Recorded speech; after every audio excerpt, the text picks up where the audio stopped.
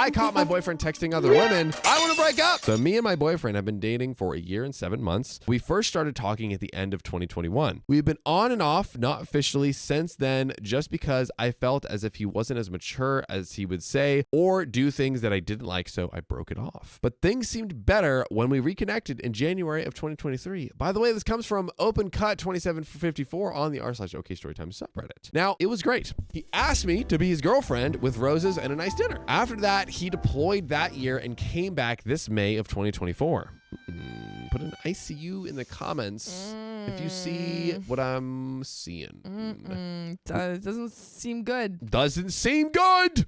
We moved in together and everything. I'll backtrack to the experience of the deployment. So he was a pretty fit guy. He's one of those soon-to-be pro fighters, so he took his fitness serious. Anyways, along the deployment, I started to not hear from him as much, and I had to realize that he's exhausted. We're in different time zones. It's really a whole other story. So fast forward, he started to gain weight because he was injured and couldn't work out as he had done before. He would take mental breaks and not text me for days. He wouldn't relay that information to me until I got upset and wanted to be done because I felt as if the communication wasn't there.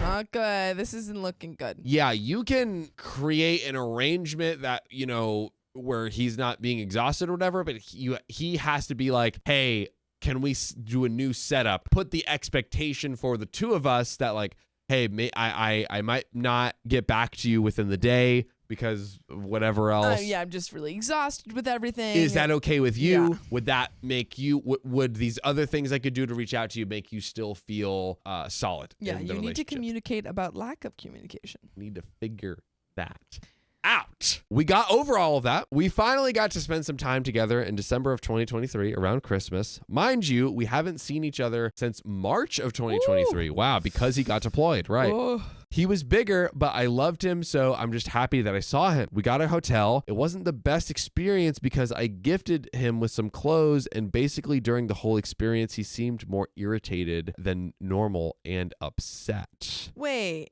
so you finally get to see him after months. You get him a gift, and he's like, I am reading in between the lines here. Read them. But I'm thinking that maybe the like OP got the clothes, you know, before they met up. He's like gained some weight or something, and he's now feeling insecure because the clothes are not fitting. Like possibly. Maybe. Before the deployment, he was very calm and chill. He never blew simple, inconvenient things out of proportion. Whatever. I saw him again on February of 2024 for our first anniversary. He didn't get me anything. I decorated a hotel room nice for us, got us wine, dressed in lingerie. Whatever. We got past it. OP's always like, we got past it. Get past it. But I'm like, you just like are like you just ignored it. You're just gritting your teeth and like, fine. And then you just take another step. Yeah, like, you know? he wasn't talking to you. No. And then you met up, you got him a gift, and he got upset. And then you met up months later, and you got him a gift again, and he got you nothing. You're not getting past these. They're just compiling. You're just getting through it. Yeah. And the thing is, I think that when you have these like long distance relationships like this, it's like, oh, well, there's no, you know, we're not fighting because you're just not with each other. Literally, you're not even talking. That's like that's the plot line of every single 90-day fiance couple is like they have this great relationship over text and then they actually experience each other for real. And then it all goes terribly. Then he came back in May of 2024 and we moved in together. We planned this out pre-deployment. Everything has been good since he came back. It felt like it was getting back to normal, but I've always had a feeling that something just wasn't right. I joked previously about me knowing his phone password. I'm open to him having my phone or taking it, whatever. I don't care. This specific incident happened this morning. I was just scrolling on Instagram and saw that he liked a female's post. No big deal. But I remembered him not really being on Instagram, so I went to look just to see if he had liked other women's posts, and yes, he did. It was a few of them in bikinis, and some he liked multiple posts. I confronted him about it, and he said that he wouldn't do it again and how he knows those women.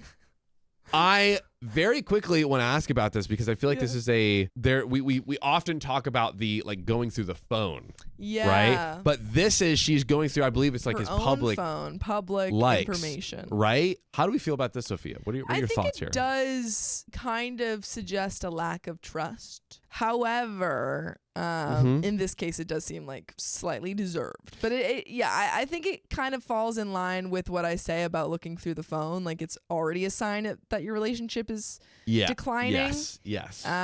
Great point. So here it seems like we already know the relationship is declining, and this isn't going to help it. Totally. But you're already on that track. She both had their whole history and track record, and the specific thing of like she saw him like the bikini post, and I think that could like it's like is this a friend, and the caption is like, oh hey, hanging out with our or getting back a reunion for our college friend group or something, or is it actually something else? She didn't break into his phone, she didn't do anything. No. She just looked at his public likes. This feels okay to me. Like this feels different than looking through the texts. Oh, completely different. Right. But I still do think it shows a lack of trust that needs to be communicated. The cracks were already there, and this needs to be solved. Yeah. 100%. Like she's not doing anything wrong. Not doing anything wrong. But, like... better to communicate. Yeah. Yeah. It's not good for your relationship. Yeah, this is true. Great point, Sophia. What a great host you are. Stop. I asked him to let me see his Instagram DMs. He went, but he didn't scroll down, so I immediately get to thinking, I saw one of the females DM, and he was hesitant to click it. And again, I started to wonder, so it seems like he's giving her like the... He's like, here you go. Yeah. Here's my phone. Can you read it? Can you read it? Yeah. You saw it. There you go. I don't care. It was before we were together officially, so I brushed it off based on that encounter, and my mind was just racing.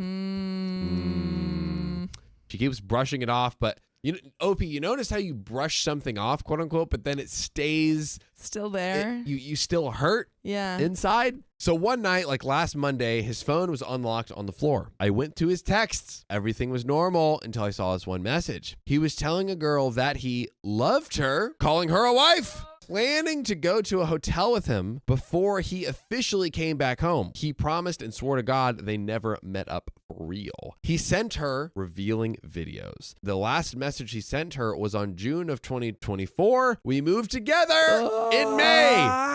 AKA he sent these spicy texts after they moved in together, which they were already together. They're already together, but it is like even layer worse. But you're already so layers deep of worseness, terribleness. You can't brush this off, OP. You can't brush it off. You gotta face it. We need a steam cleaner to get your home cleaner. And good for you, OP. We have one. That's true. So the message stated, girl's name, I'm drunk. I love you. What a poet. After that, few days or weeks later, she was telling him how they should be married by now and all that, but he really wasn't saying anything back related to that. I confronted him about it, and he said he stopped texting her because he realized that it was wrong. Wow. Oh my God. How amazing. He realized it was wrong. Sophia. I'm drunk. I love you. We should be married by now. Stop texting me, please. Wow. Haiku. Nice job. This is an actual applause. Yeah, thank you. My applause before was a completely sarcastic applause. Sorry, what did you just say? I was saying like, he's like, oh, I just stopped texting her because I realized it was wrong. But he's it's like I realized he was doing something bad. I shouldn't have done it. You're welcome, babe. Bro has fumbled the bag so hard at this point. There's no going back, sir. So and he started texting her when we broke up, like at the end of the year for a little while, but I still have yet to figure out if that's true. When I went through his messages again, it stated that they were texting January of 2023 and probably more after that. And of course the smoking gun, like super recently. I went through his Instagram to find him DMing multiple women and calling them pretty, asking for their numbers. Break up with him. The relationship is over. He's a relationship should have been self-esteem coach. He has to get their numbers so that way he can. Yeah. Their affirmations have to be forefront. He actually started a small business. Oh yes. Yeah. An entrepreneur. Exactly. Which people pay him, and he reaches out to them. He says, "You're pretty." Yeah, you're Don't you're let so it. gorgeous. I love you. I want to marry you. I want to marry you. As an affirmation for you. Yeah. That's not, Yeah. this is not real stuff here. But that's what he should do after all of his little spicy texting. He just goes, and those are the affirmations that I want you to say to yourself in the mirror. it's like the big news channels. Oh, this is just entertainment. Yeah, this for isn't legal real. reasons, It's entertainment, guys. my side business. We're just having fun. But so to one girl, he said that she can have his son, complimenting them. This was all between February and March of 2024. I believe. Since then, he deactivated his Instagram and blocked the girl he was texting. I trusted him early on in our relationship, but since deployment, I didn't feel as secure. And now that we're staying together and I see that he compromised our relationship with texts, I'm hurt. Even if he didn't meet up with anyone, his choice of words hurt me even more. It's just beyond. Not okay. When he asked about the girl he was texting, he said he didn't know how to break it off. What do y'all think? He told me his phone passcode, but then got upset with me a few nights ago and said not to sneak and go around through his phone and to ask. Not in a regular voice, but demanding. And I'm like, why? So you can say no and hide things or look over my shoulder to see what I'm doing? Let's stop really quick. This is insane. I mean, just dump him. Dump him. What are we doing going further down this road? He's trying to blame this on you. Trying to blame this on you. The relationship is not working. There's like a lack of communication. He's cheating on you. You barely see him. But you know what does work, Sophia? What? Tapping our profile to join us every weekday at 3 p.m. PST. You could be here adding in your own commentary on this very infuriating situation. I told him that I don't trust him anymore and how I will check his phone if I get the chance. I'm an open book. I don't hide anything from him. I'm just trying to give him a chance, but I'm not sure. Don't give him a chance. Don't it give him a feels chance. like OP's still on the fence. There's This guy's literally trash. so many relationship ending mistakes that have happened here. Even before the spicy texting. Yes. The fact that, he was constantly putting in zero effort. You were putting in all the effort. Even before the cheating you found. Dude, just dump him.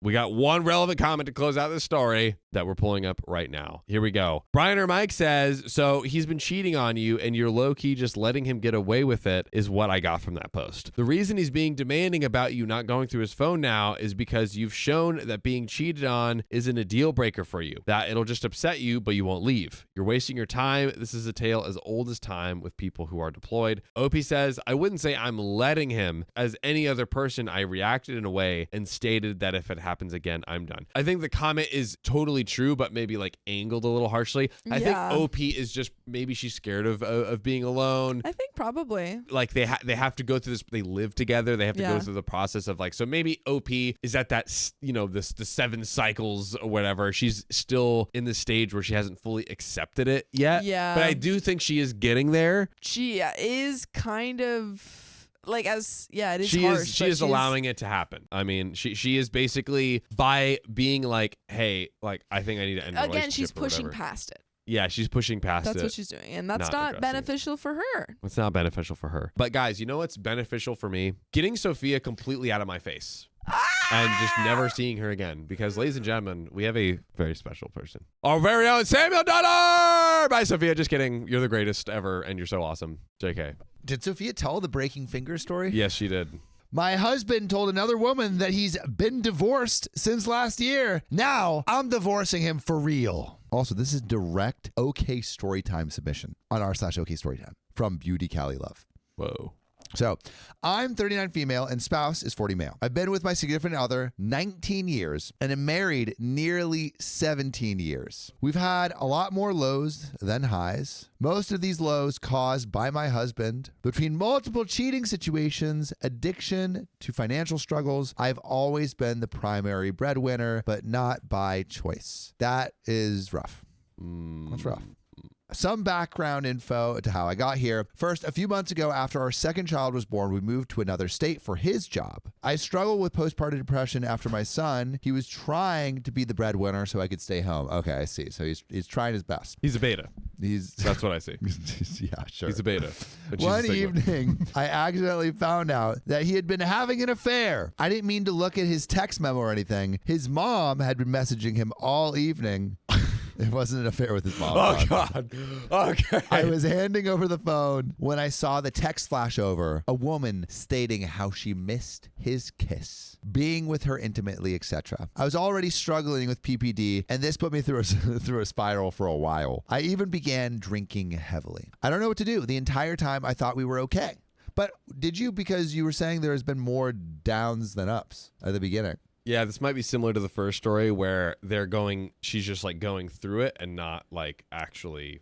Literally from the first couple sentences, we're like, I feel like you know that this is not a relationship that you know to be in. And also, you're carrying the weight. And I know you have kids, but like, it sounds like you would be better off without having to carry this dead weight. Even without the cheating. Even without the cheating, yeah. Before that, I was like, I feel like I was already like, this might be like a dead weight situation, dragging OP down. But I would love to know what you guys think in the chat. Let me know. But let's keep going and get some more context. So we were regularly active and everything, did and gave him everything he asked. We had already been together almost 7 years and 2 young children. I asked him the normal questions, why and how long. The jerk goes on to tell me it started the days before we actually got effing married. So it's been going on a while. A while.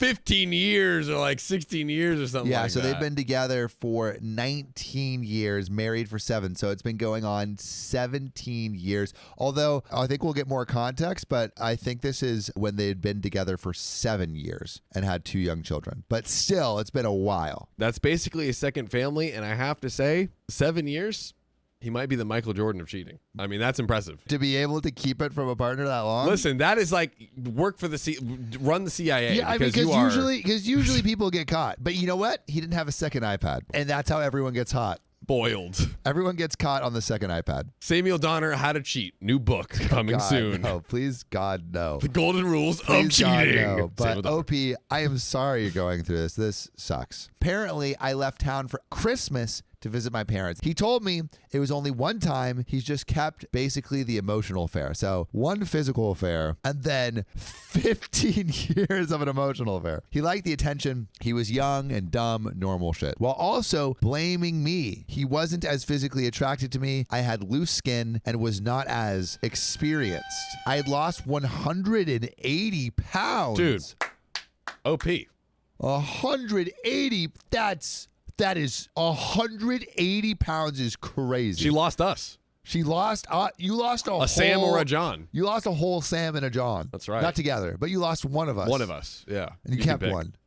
I was working out to try to tighten my skin. He made me insecure for years because of my appearance. I also didn't have much experience prior to him, only one other, which had been traumatic. For a long time, I struggled with my image. It took to my mid-30s to finally start feeling better about myself. So this is just one of the issues that we're dealing with. Just one. There is a second issue, financial struggles. I've held down / supported him and our family through all these years and also had time to work out and lose 180 pounds. OP's literally Superwoman. What can't OP do?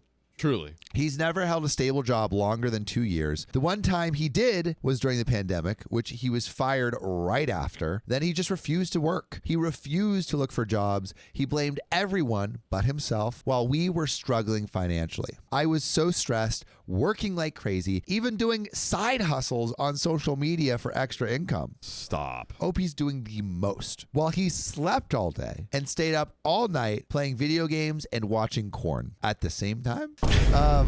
Again, listen, terrible, but impressive. Impressive. I'm amazed at how awful he is.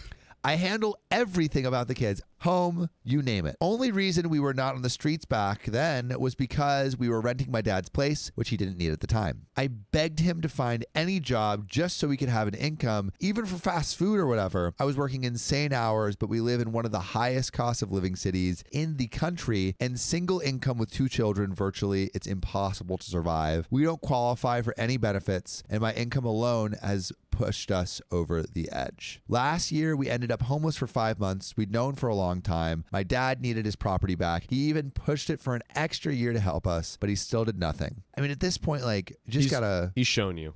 He's shown you gotta leave. Our kids ended up having to move to my in-laws to start school somewhere, while I found another job to move closer to my in-laws. I was the one constantly worried about paying the hotel fees, trying to figure things out. And in November, I did leave for a month/separated because I was just done, which is good. Yes. I couldn't handle it any further. He did finally get a job. Again, he got fired 2 months later. I decided to get back with him because we're finally approved for an apartment. It was income-based approval at the end of November. If he didn't move in with us/sign the paperwork, I wouldn't be approved for me and the kids. So sounds like she's in like tough situation, but he's not making any money anymore. Yeah. So well, the income thing is because he's not making any money, right? It's like low income. My understanding was like maybe they were calculating his income plus her income and the combined income total while he was having a job, and then he lost a job. Now he doesn't have it, but like they got approved for it with him. Right. So yeah, it was to like you're stable enough financially to qualify. I understand that she needed the place and stuff. It's a tough situation. That is tough. That is tough. Like you could almost be like, I'm gonna get this for the kids, but then like we need to figure out a plan for you to get out, which is hard. But I almost wonder if it's like even with this situation,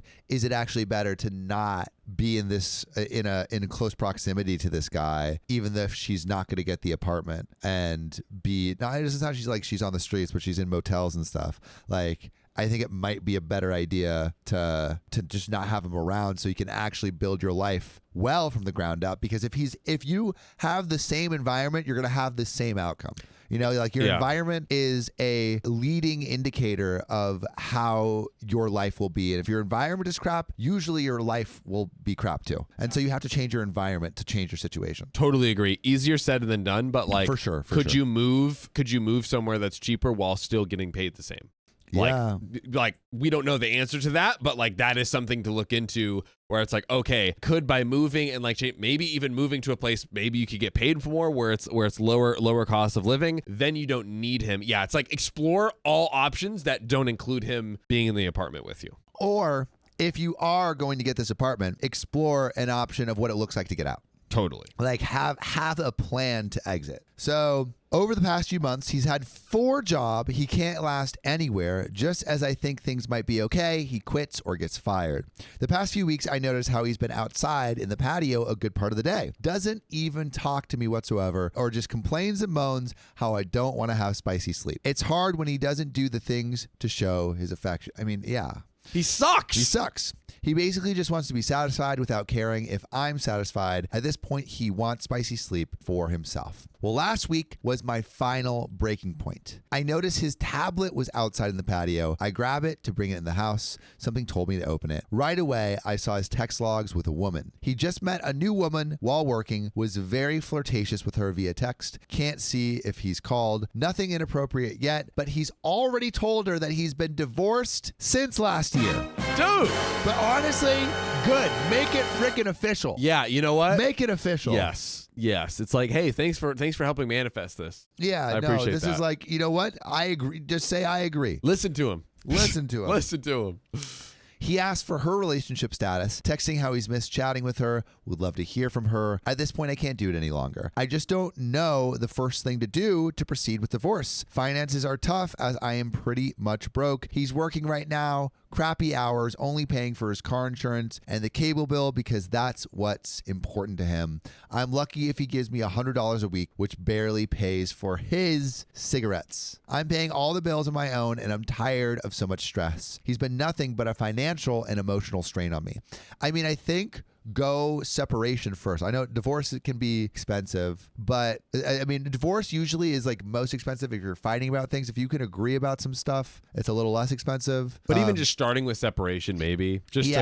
I think you just need your own environment. Totally. I don't know if you need to be officially divorced, but you need your own bank account, separate bank account. You can open that up in your name. You don't need a joint bank account. Yeah. I wonder how much she would save by not giving him any money. Probably a lot. His expenses, yeah. Probably a lot. After seeing those texts, I know I need to go. I should have done it when I found out about the first woman. He's basically trying to get with the next woman to support him. By the way, if you want to hop on over to us, you can join us live every weekday, 3 p.m. PST. Just have a profile. Oh, God. But one ironic thing is I tried looking at his tablet again days later. His chat logs with her were completely gone. Also, their texts are not showing up on the phone bill. He's chatting with her somehow to show no paper trail. Maybe he's using like Telegram or like WhatsApp or something. Right. He must know or sensed I've seen, because why would he delete the chat and even remove passwords from his device? Could anyone please give me advice as to the steps needed to file? I don't have much money, so need to do it the cheapest way possible. He also doesn't have much money. He won't show pay stubs. I just want him out of my life and stop being a burden to me. Thank you for advice in advance. Please be kind. I know I waited too long.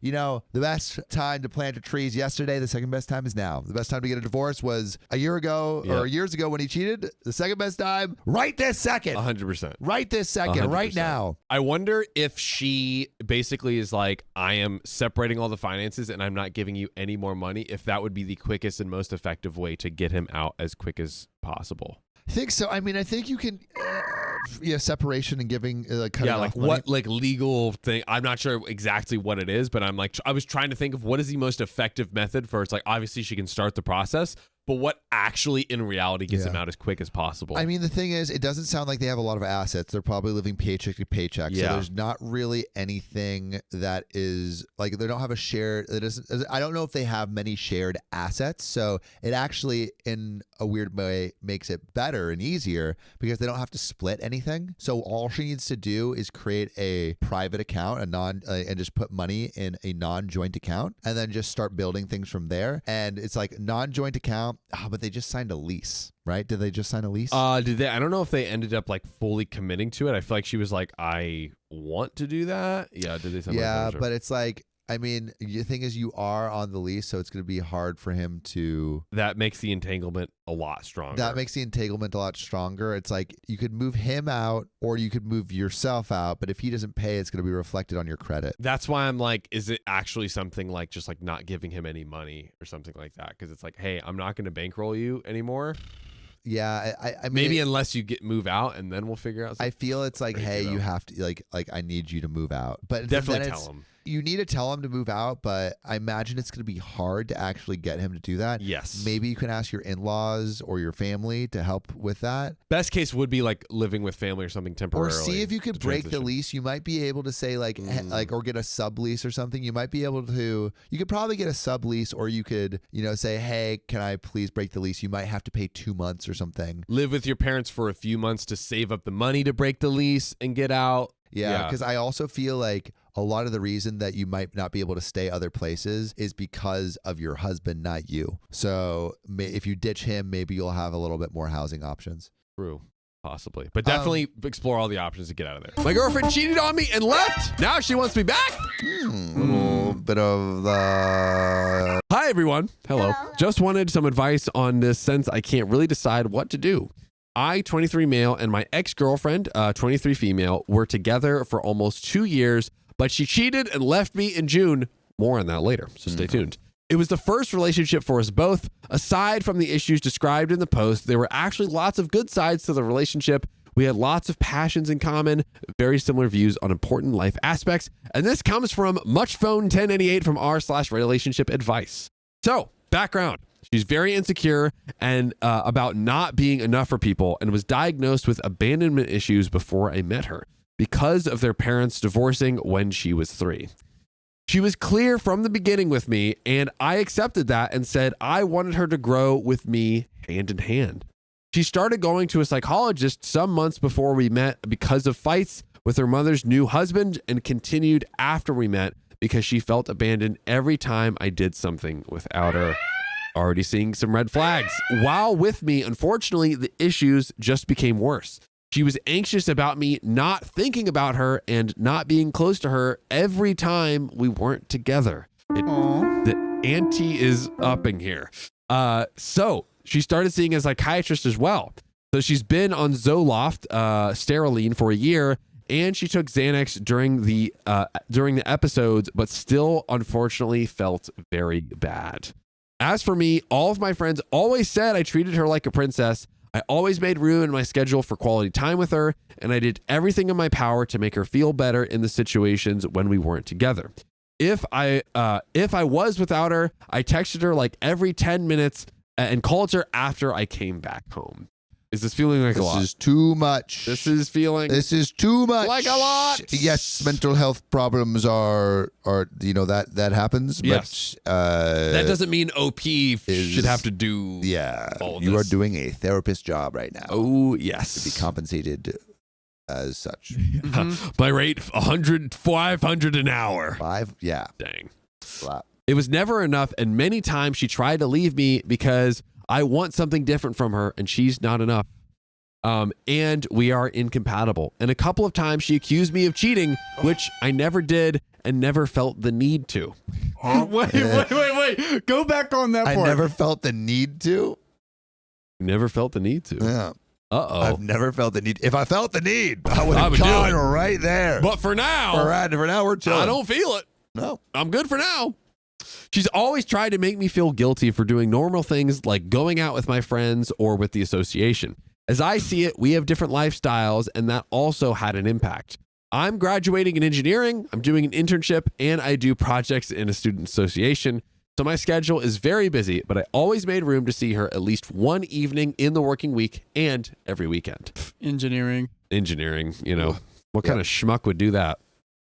Dummies. She studies medicine, so she's usually the only thing she does during the day is study, and she unfortunately can't do that properly if she's having an episode. Important detail, we're in different cities until March. Oh, I can see how this would exacerbate it by a lot. I was always the one moving to see her. She doesn't have a car, but I moved to her city for the internship, so things were going better in the last couple of months. She even said she's felt safer now with me. We have the next part labeled the situation. Oh, we're not even at the situation. We're just at the background. That's where Dude, the we're background is What- already rough. What red flags are you seeing? I'm seeing someone who is incredibly needy and making their partner feel responsible for their internal insecurity. at. Yes. It's like, hey, if you're not doing X, Y, and Z, you're in the wrong doing this. Where it's like, if I'm feeling bad, it's your fault, is basically what she's saying. And Yeah. not taking any responsibility for what she needs to do to make herself feel good. and like, look, I get that, she has like the abandonment issues with her parents and everything. And so understand that, but that should not allow you to dump that on OP. Obviously you can, communicate that and ask for support in certain if ways. OP wants to take care of it, just know you're getting into a lot. Yeah. Sophia Callan says she needs therapy 100%. Already has a psychiatrist. Kimberly Fine says she needs to process instead of transferring responsibility. Ooh, new therapy term. Transferring responsibility. That part. Can't wait to say that tomorrow to Sophia Yeah. in some way, shape, or form. We need to transfer responsibility here. And That's my Riley, Riley and impression. everyone's like, "Ooh, Riley, you're so smart." Wow, You yeah. know that? Even on the public stream. That's good. Yeah, No that's one- true. everyone Learn on have the my private back. stream. Everyone here have my back tomorrow. Yeah, everyone say Riley's so smart, so handsome, so cool, so demure, so mindful. What if we did a whole stream where Riley has intentionally bad takes and we're like, wow, Riley, that was like, you're really onto something here. And Sophia's like, no, we should do this. And all of us and chat is like, what are you talking about, Sophia? That would actually be really funny. Dude, it would get in her head so much. I know it would. Oh, dude, if this would be maybe mean, but like we all go in and chat knows it's a reverse day. It's like we do an opposite day, but everyone knows except Sophia, and we take the opposite take each time, but very seriously. This is why you don't let the boys stream. These are the things that happen. would be evil. Oh Everyone my would do gosh. it just for one episode. I That feel would like be after one, she'd be like, She would get to she her. would catch Yeah, on. yeah. Yeah, she would catch on. But it would be fun for that one episode. The opposite day, I'm down. We'll I'll click figure on it out. or will it be one of us? Double agent? Yeah, I mean, you guys know I already freaking do that To anyway. yourself, bro. Yeah, I do that to myself. So So Sam's immune. Damn it. But we'll find a way. All right, boys and girls, let's get into the situation. In June, a friend of hers from her university asks her out in a friendly way. She asked if I'm okay with that, and I say, of course. I have no problem with her seeing a friend. I've always been the secure one in the relationship. I trusted her fully and had literally no idea what was going to happen. Plus, I wanted to give her the example on how to not be controlling and anxious. The day after, she spontaneously admitted the guy tried to kiss her. We almost laugh on it and make it not a big deal. The next week, she spontaneously admits she has seen the guy another time. This time, she didn't tell me. Said that they kissed, and he told her things that he confused her because she said the same things that she was asking me all the time. The thinking about her all the time and feeling close even when we are not things. So he was saying all the right like, things all to the right her. things to like, she's like, oh, this is what my anxious mind craves. Yeah. I thought he was trying to manipulate her with the things that she wanted to hear. There we go. I think she admitted to him not being fully happy with the relationship. So I forgave her, but put the boundary that she should never see or text him again. Come on. Fool me Otherwise, once, shame on me. Fool me twice, shame on you. fool me 3 times, get to third base.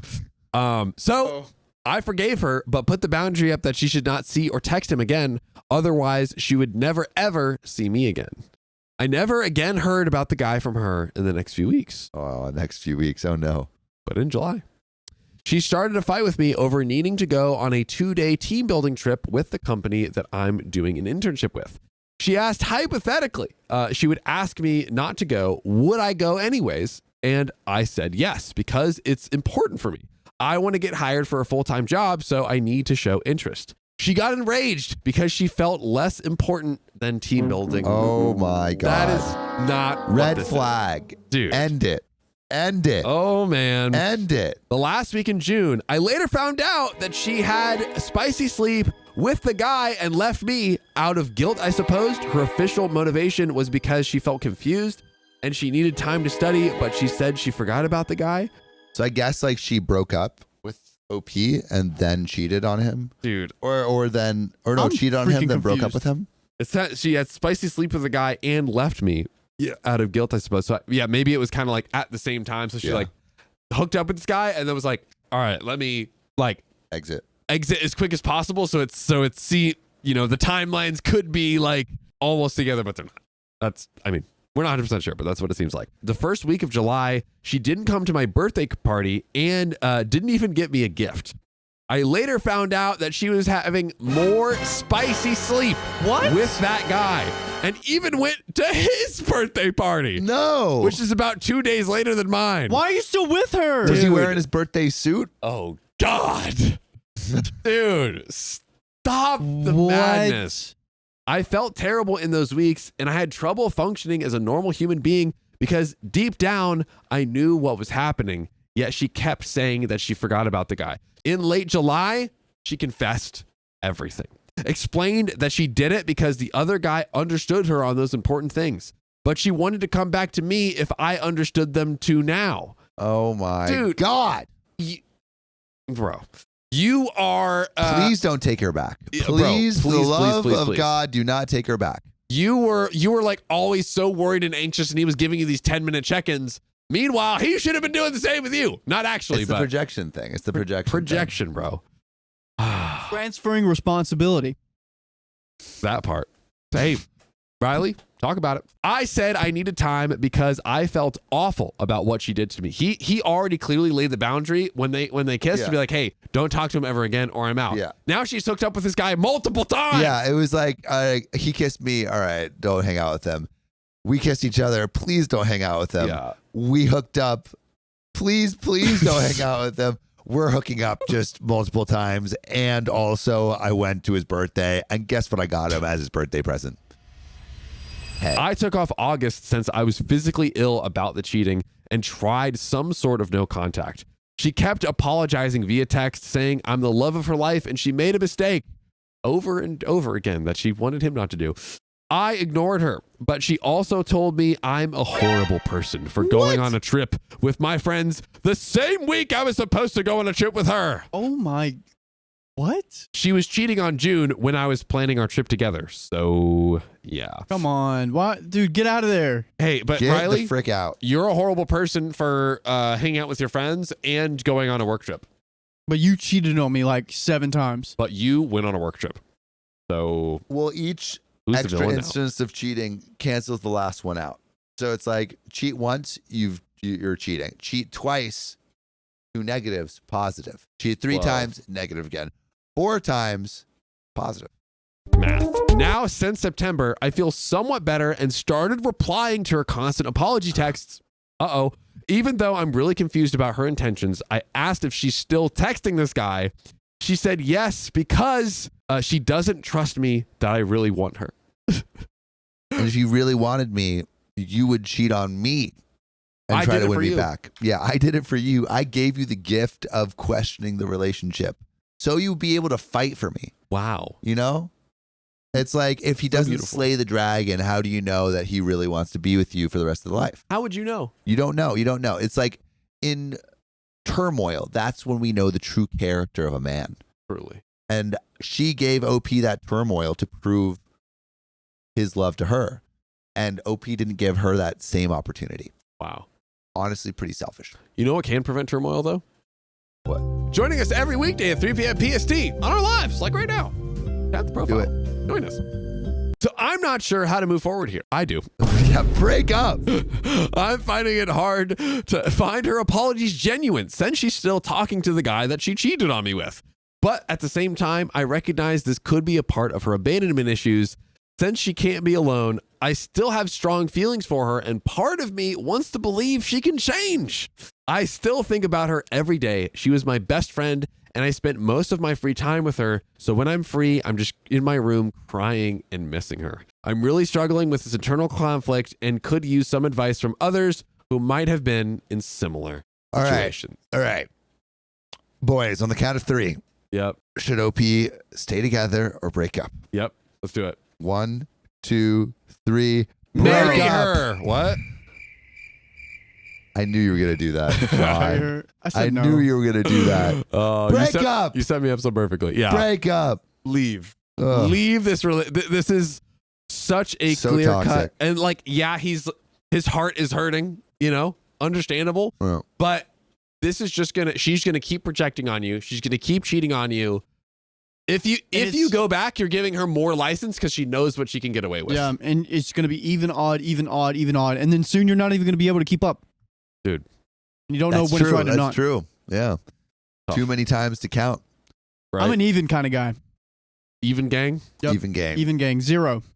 Zero. even. That's not even. Yeah, it is. No, it's not. Yes, it is. No, it's not. What is it then? It's 0. It's not even or odd. Okay, 10. What? -2. Is that odd or even? -2. -2 is even. Okay, 0. 0 is neither even nor odd. Okay, and then 2. 2 is even. Riley's like, point proven. What does that mean? Got him. I think I'm watching my husband cheat on me in real time. At least you can see it. I, 33 female, have been married to my husband, 33 male, for 3 years now. Been together for 7. The first year we were together, we lived 3 hours from each other. And one weekend while I was at his place, I had found out he cheated on me. Ouch. We worked through it. He moved in with me. We've been pretty good ever since. I like to think we have a relatively strong marriage. Or at least I did. By the way, this comes from Lizard Queen 742 on the Boru Update subreddit. So, last week, he told me he had to go away this week for work. Suspicious. His best friend back home is having some pretty serious mental health issues and can no longer be allowed to use power tools. However, he was in the middle of a building project and needs to get done. So said friend's dad hired my husband to finish the job with him. So it's like a work trip, but also not a work trip, I guess. Like he's helping out a friend, but he's doing work as well. Right. Okay. He told me he was Right. leaving Tuesday and would be back Friday. Since he left, I haven't spoken to him for more than 5 minutes at a time. Usually when he's away from work, he's calling me 5 times a day, which I thought was weird, but just assumed he was busy hanging out. Well, tonight, technically last night, so Wednesday, he once again only calls me for 10 minutes and tells me that not only is he now staying until Sunday, extra time, even though he sent me pictures of the job half done already, but that he's going to get his car looked at, which is why he can't talk long because he worked late and still has to take his car in. Okay. When I asked him where he was taking the car to get fixed so late, almost 10 at this point. He said he had a buddy next town over an hour away, that was going to take a look at it tonight, give him a quote, and get parts to get fixed Thursday. So at this point, huge red flags now. Because if he was going to a friend's house, he always tells me who, never just a buddy. Uh-oh. Stinky. Asher says, why is it always the 3-year marriages that suddenly have the issues? That 3-year They're itch. common. Once they hit 3 years, then they get excited for what happens on year 4. Oh, That's true. They jump the gun, All pass. right? Yeah, It's a self-fulfilling You prophecy. just gotta wait. You just gotta wait, you know? Gotta wait. Patience is key. And as his wife, I know he only has 2 friends that still live in that town, and neither of them know shit about cars. Ooh. We have a tracking app that we use for us and our kids' phones, so I decided to look on that. He got there at midnight. It's now 3 a.m., and he's still there. And it's neither of his friends' houses. His new friend. I just know. My gut is just streaming that this is exactly what I think it is. And I'm sick to my stomach. My best friend is asleep, and she's all I have. And I just had to get this off my chest before I explode. There is an update, but really quick. What do you think about OP laying this out all on her friend, basically saying, I think my husband may be cheating? And do you think the husband may be cheating? I think so. I think it's okay. Hey, if it's a good friend who's like, wants to be there and like to support their friend, I think that's great. And it's a good idea to run it by someone, to be like, okay, here's what I'm thinking of doing. If you have a relationship where she could kind of keep it in confidence, at least for now. And that she should go to her husband and just lay out. I don't think OP's really done anything wrong. They share their location with each other. She was like, hey, I was feeling weird about it. Usually mention a friend. You were there till 3 a.m. I looked on the app. Just share these things, and that you aren't feeling good about it. And then Yeah, what he has to conversation say. first. Conversation first. Kimberly Fine says he's exploding on someone else's chest. Oh no. Oh my goodness. With his exhaust pipe.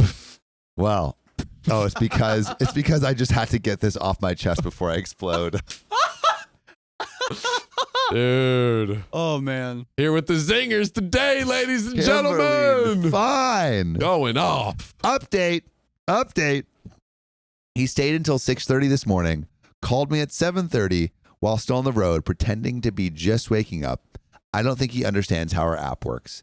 Said that his car couldn't get fixed because the parts are seized. Still never mentioned what friend. He pretty much just proved it to me there. I appreciate all your kind words and advice. I'm broken, so forgive me if I don't answer replies. Just know I appreciate it.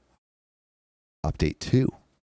Answering questions. So, John, at this point, are Yes. you convinced he's laying pipe? Getting his exhaust pipe laid?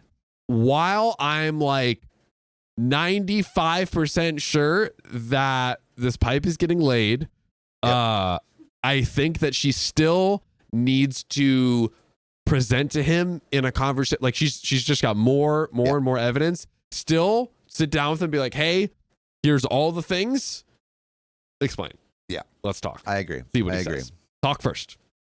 That's what I say. Update 2. Oh. Answering questions. Now that I've had most of the day to really think about everything and had a good talk with my best friend about it as well, All right. this is where we're at. When he called me this morning, I was making coffee. I told him I was making coffee, and he said, ooh, coffee. I should get some of that. I just woke up, and I haven't got a chance yet. Except when he left this morning, he went to the closest coffee shop before he left town. So again, another lie. Dude is bad at this. Also, OP is good because she's really tracking. He's as bad at lying as she is good at discovering the truth. And to answer the recurring question of why are you tracking him if you trust him, the answer is, I'm not. Well, I wasn't before now. We got the app last week when our kids started walking to school on their own, so we could see they were getting home safe. In turn, they can see where we are when we're out of the house. I didn't force him to get the tracking app, and it wasn't to catch him doing anything, although it did kind of work out that way.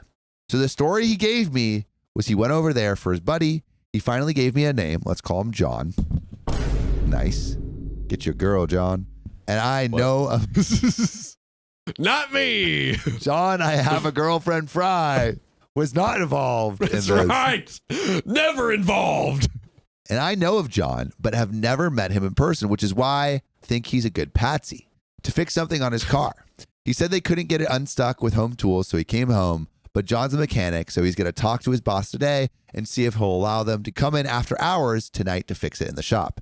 And he was just waiting on confirmation of that and a quote for the parts. Now, here's the problem. Ooh. Although John is a mechanic, John doesn't work nor live in the city he was in last night.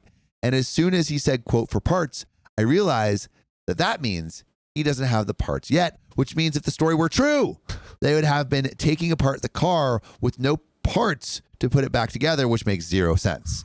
And that's what put it all together for me. That, and while I was on the phone with him, his best friend woke up and asked him if he was just getting in from last night.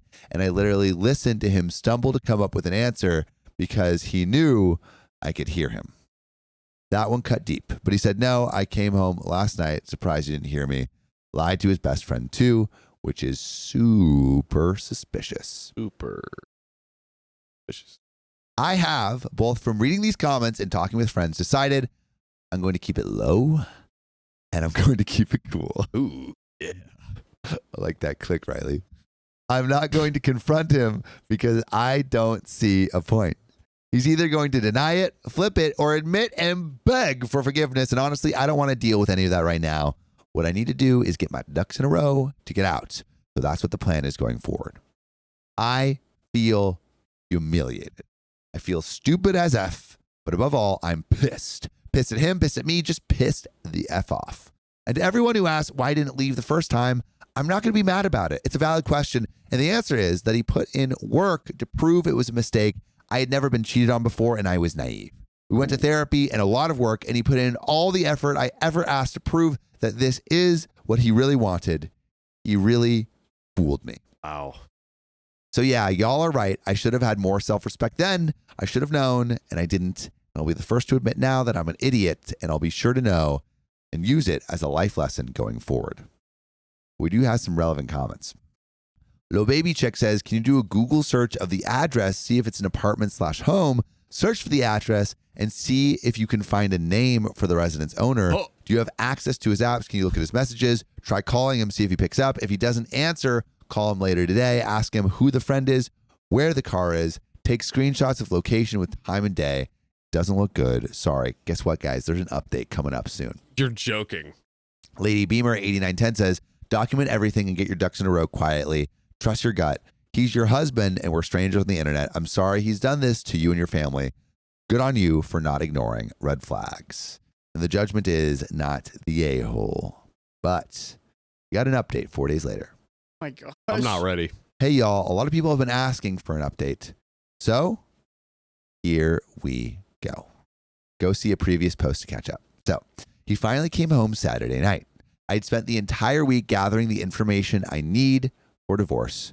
But what I really needed for myself was proof. Proof that this was anything other than what I thought it was. Proof that I was crazy for ever thinking he would do this to me. Instead, I found her. Oh, no. He claims he went over to her house, but never actually to sleep with her.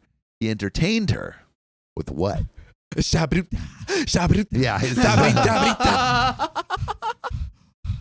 Spent the night, but didn't sleep with her. And I just couldn't believe that. He told me he only entertained her because she made it easy to give her attention. And that's when I walked out. I spent the day with my bestie, drank a lot, and I decided for my own closure, I need to know if he really did sleep with her. One way or another, he took off his ring and walked into a house, so I was done. But for my own peace of mind, I needed to know the truth, and I wasn't going to get it from him. I found her number in his phone the night he got home, so I just called her.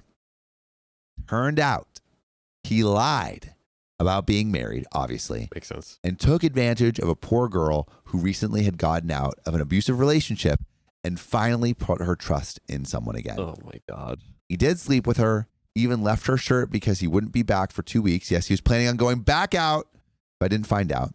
He made this poor girl think he loved her, and I'm disgusted. He hurt so many people with this crap. So here we are.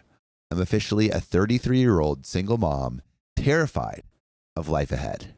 I haven't eaten in days. My body has been in fight or flight for so long now that I'm currently sitting at the hospital hoping someone can help me reset it so I can finally sleep for once this week and my heart can have a break.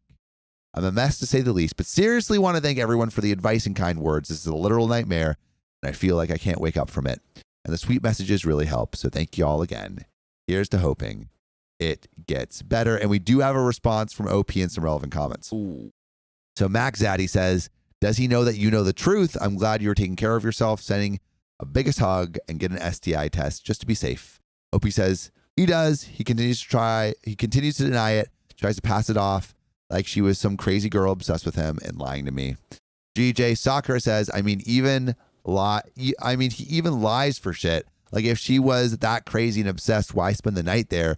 Who the hell says, oh, hey, crazy stalker, let's have a sleepover? So glad you are kicking his scumbag ass to the curb.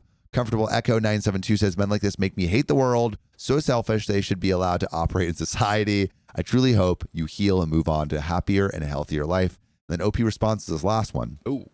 Electrical C6653 says, it will definitely get better. You're so strong for leaving him. I'm really sorry this happened, but now you can begin your healing journey once the grief subsides.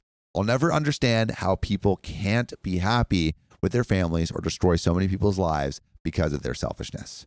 OP responds, and that's just it. Like, if you're not happy with me, that sucks, but it is what it is. There was no need to destroy multiple people along the way. It was unnecessary damage, and I can't fathom it. I'm honestly just upset for the other girl as much as I am myself. She had a really rough past relationship, and she opened up to this F-stick just for him to throw her under the bus and wreck her too. It literally makes me sick. Me and too. that's where it ends. At least she left him. At least, yes. My God, she got into full CIA mode and just made it happen. And at least got the closure that she wanted and realized for sure, I'm cutting this off and moving on. Yeah. Bro is an idiot. Bro's an idiot. Oh dude. my God. Lies on lies, dude. Wow. Yeah. Well, ladies and gentlemen. That's where it ends. But we got another story for you. Yes, sir. Let's get into it.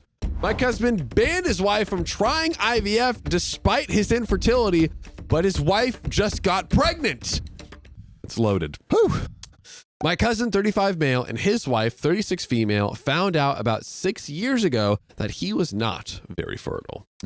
Literally 2 weeks after that, they found out that she got pregnant with his baby. He has heavily implied that he checked the paternity in secret, but never said it outright. How is that possible? I don't know. So they now have a daughter. So basically he's like, oh, it's probably not my baby because I'm not very fertile, but I ain't he, got no secretly swimmers. checked. Ain't got no swimmers. Well, this comes from Confusing Marriages Spy on the r/OK Storytime subreddit. Let's go. So his wife wanted more kids, and he does too. But the miracle wasn't happening again. They have tried IVF for 2 years, but with no avail. So she got in her head that the only option is a donor. He refused, but she wouldn't let it go. So he made a boundary that she is not allowed to bring it up. She went ahead and got pregnant with a donor anyways. Wait, but I thought it was his kid. So they had the first kid, but then they wanted a second one. Oh, and she's like, I'm going to get a donor. Yes. And just did a turkey based. Yeah. Or the OG way. The OG way. Babe, could it happen. wasn't cheating. It was just a donor. It's just a donor. It's just a donor. That's all on he the means list. to me. I found him and went to his house. Yeah. That's it. It was cheaper than getting a sperm bank. You know, it's like dropping mail in a He mailbox. actually got drinks for me. See? Yeah. Boom. Bam. There we go. Don't you want to be frugal, babe?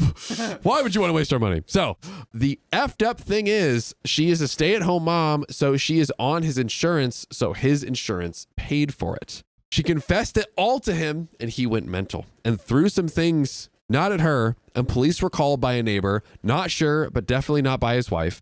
He was not arrested, but she told them that he didn't touch her, but she was advised to go somewhere else for the night. He went back to his parents. He has not returned or even talked to her. She has been withholding his daughter from him officially because of his violent outburst, but what she really wants is for him to come home.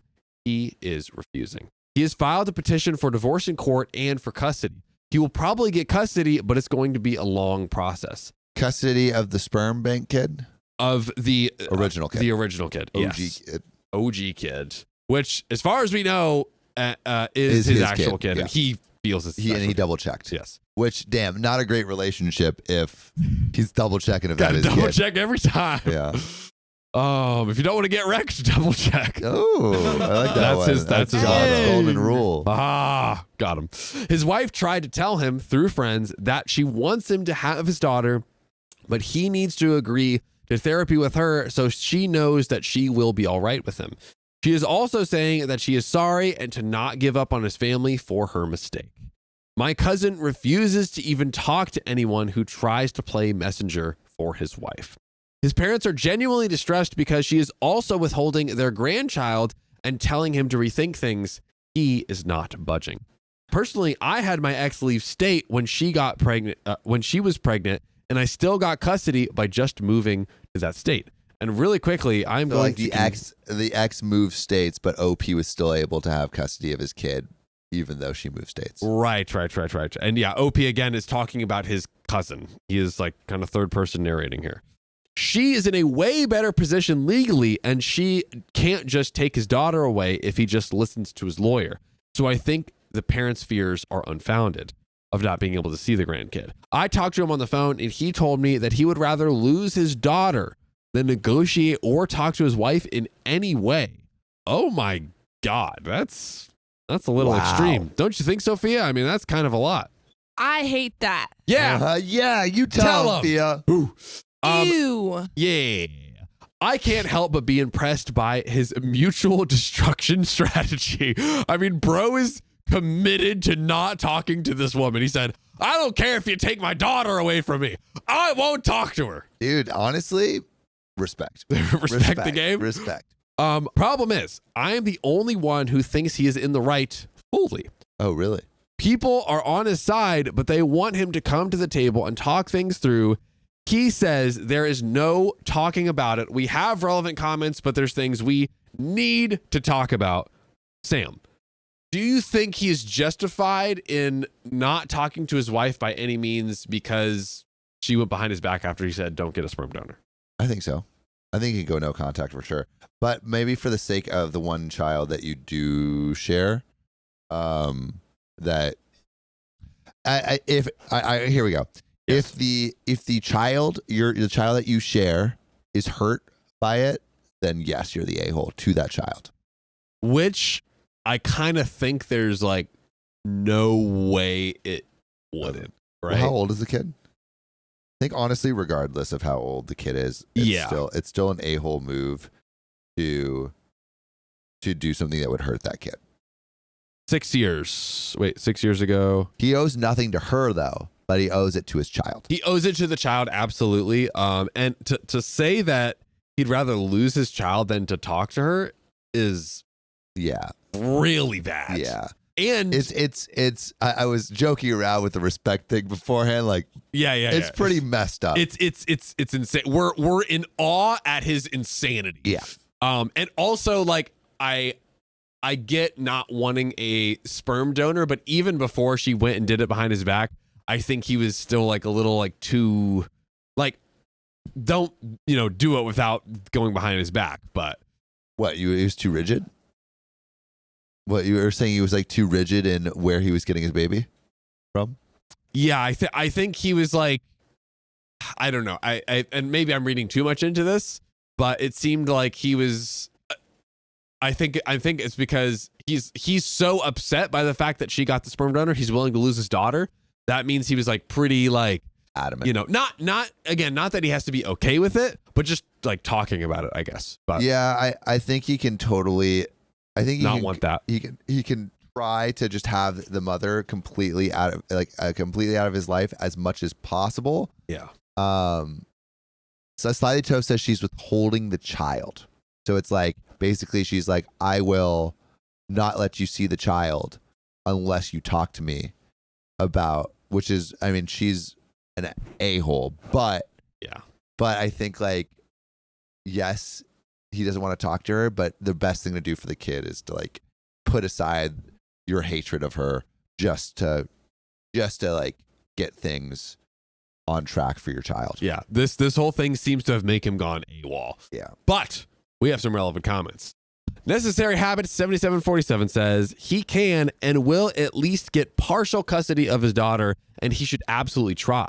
He needs a good lawyer. As far as the involuntary donor baby, he can contest paternity.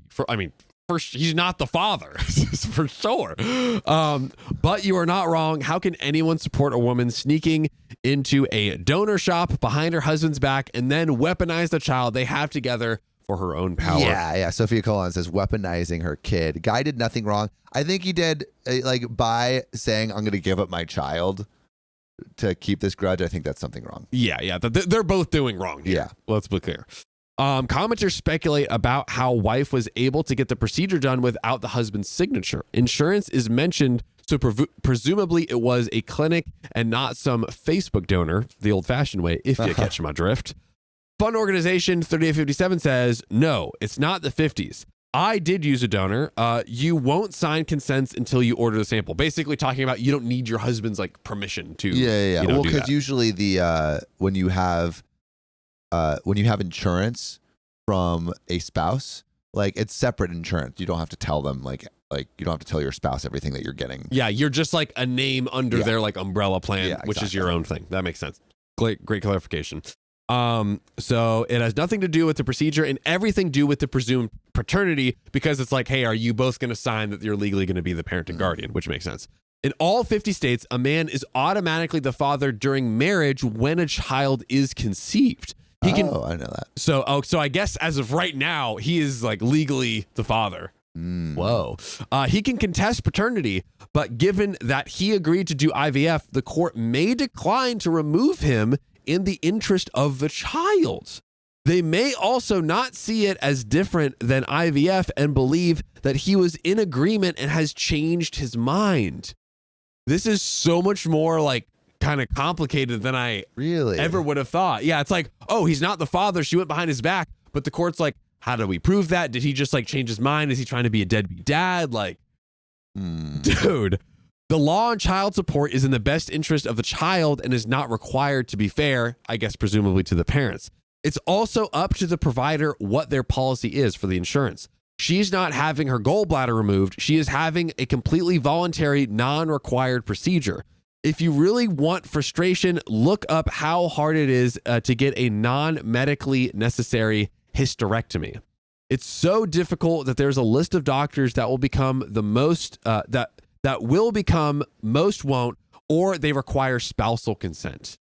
He may even have a legal action against the clinic if he didn't consent. Oh my gosh. He may have unwittingly agreed during the IVF paperwork. If this is true, he needs a lawyer yesterday.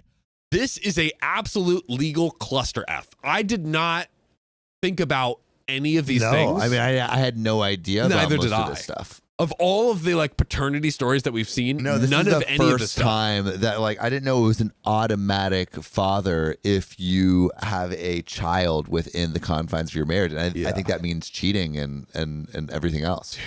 That's kind of crazy. Yeah, because basically the laws are all towards we need a father assigned. Yeah. So it's if she has an affair baby, all right, automatically, boom, you're married to this guy. He's the father. You are legally the guardian. But didn't we have stories where a guy would be, it was the affair partner, and the guy was I want rights to my biological son, and then he asked to get a paternity test done, and then I think in that case you can get something. I forget. Yeah, I'm not sure. Maybe in those cases the mom kept the child or something. I don't know, or fought for full custody and got it. I'm not sure. But we have more relevant comments. As Brown91 says, I am a lesbian, and even my wife had to sign a donor consent form. An OP story is exactly the reason for that.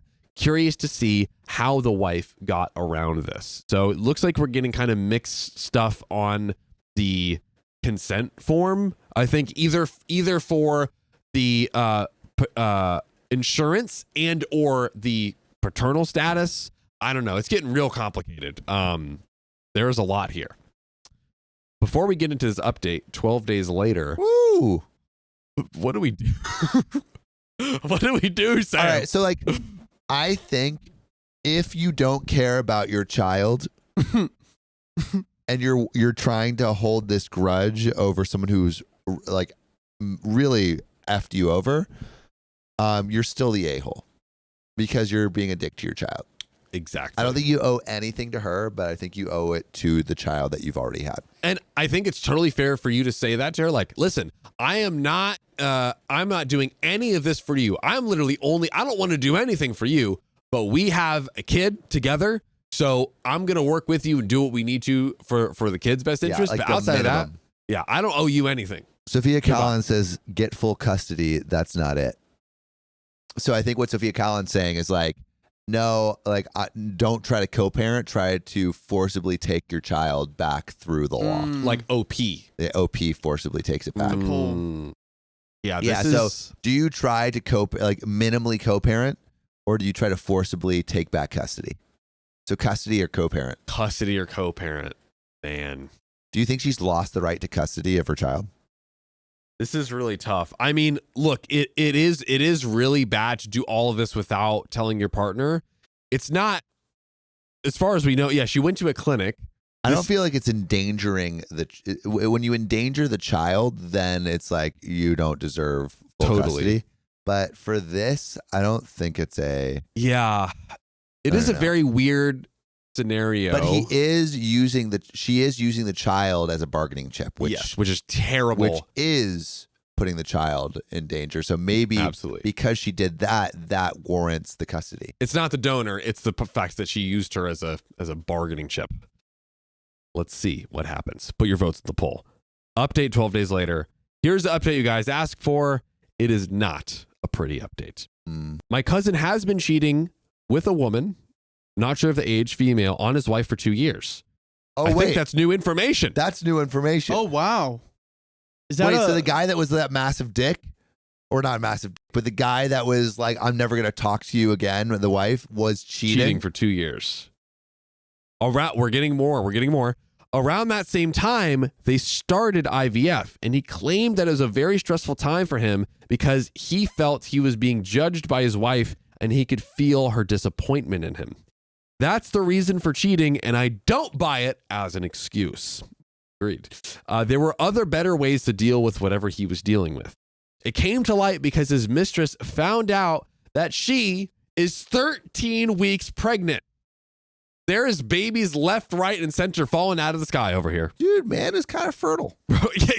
Who is the doctor? Who are these doctors? For someone who is saying he has fertility issues, he's kind of like popping them out nonstop. Although he's not getting her pregnant, even though she's normally fertile and on IVF. So it might have. But he got his side piece pregnant. Might be luck of the draw. Yeah, that's what it seems like. The size of the moon. Yep. The size of the moon. Yeah, the moon is full, so then you're able to do it right. The size of the moon, the more kids you can goon. Mm-hmm. Yeah, exactly. The more kids you can goon. Wait. Hey, yo. Conceive. Dude, this is why John loves Drake so much. Damn it. So, she claims it to be his child, but I am not sure what the truth is. I am sure he will check for himself. He took his mistress to his marital house to meet his wife and told her she is pregnant and asked his wife whether she still wants him to come back. This is so my God. messy. I think it's like he purposely got her pregnant. Just to have that one thing of, do you want me back now? Huh? Dude. What if she does? What if you want to be what if it's a poly-stitch? He then proceeded to kiss his mistress in front of his wife. Dude. Is the mistress chill with that? Right? Like, oh my God. After a lot of arguments, there was an altercation where she threw something on his face. Thankfully, the police didn't get involved. They are definitely getting a divorce. I don't think his wife will want to continue the relationship now. That makes sense. That's the update. I don't think you guys will be interested in stupid family drama. It's temporary anyways. Even if you guys are, I don't have the mental bandwidth to type it out. Sakura Kudo says, OMG, could this be 4D chess? There's no mistress at all, and it's just a stage act. So he hires an actress, a pregnant actress. So that the wife can't judge him anymore. So the wife is basically like, because like he's like, the wife still wants to get back with him and wants to talk to him. He's like, I don't want to talk to you, and so he hires someone to take the fall to finally like make her stop. Or the side piece has a side piece, grandma, like what Grandma's potty mouth said, and that's why she's preggo.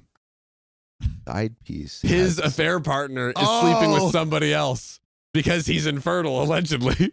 Probably. I mean, that's not a bad theory. Not a bad thought, dude. I mean, Either way, it makes him look good. Like he can do kids. Or make kids. Right, yeah. Make all the kids. If one thing has been proven is he's proving his doctors wrong. Oh my God. They said it wasn't possible, but he just keeps shallowing them out. My swimmers keep on swimming. Like Michael Dory. Phelps, dude. I would like to know man. my swimmers work. Yeah, I don't know either. Let's find out. Could we all like go somewhere and like see like the health of it?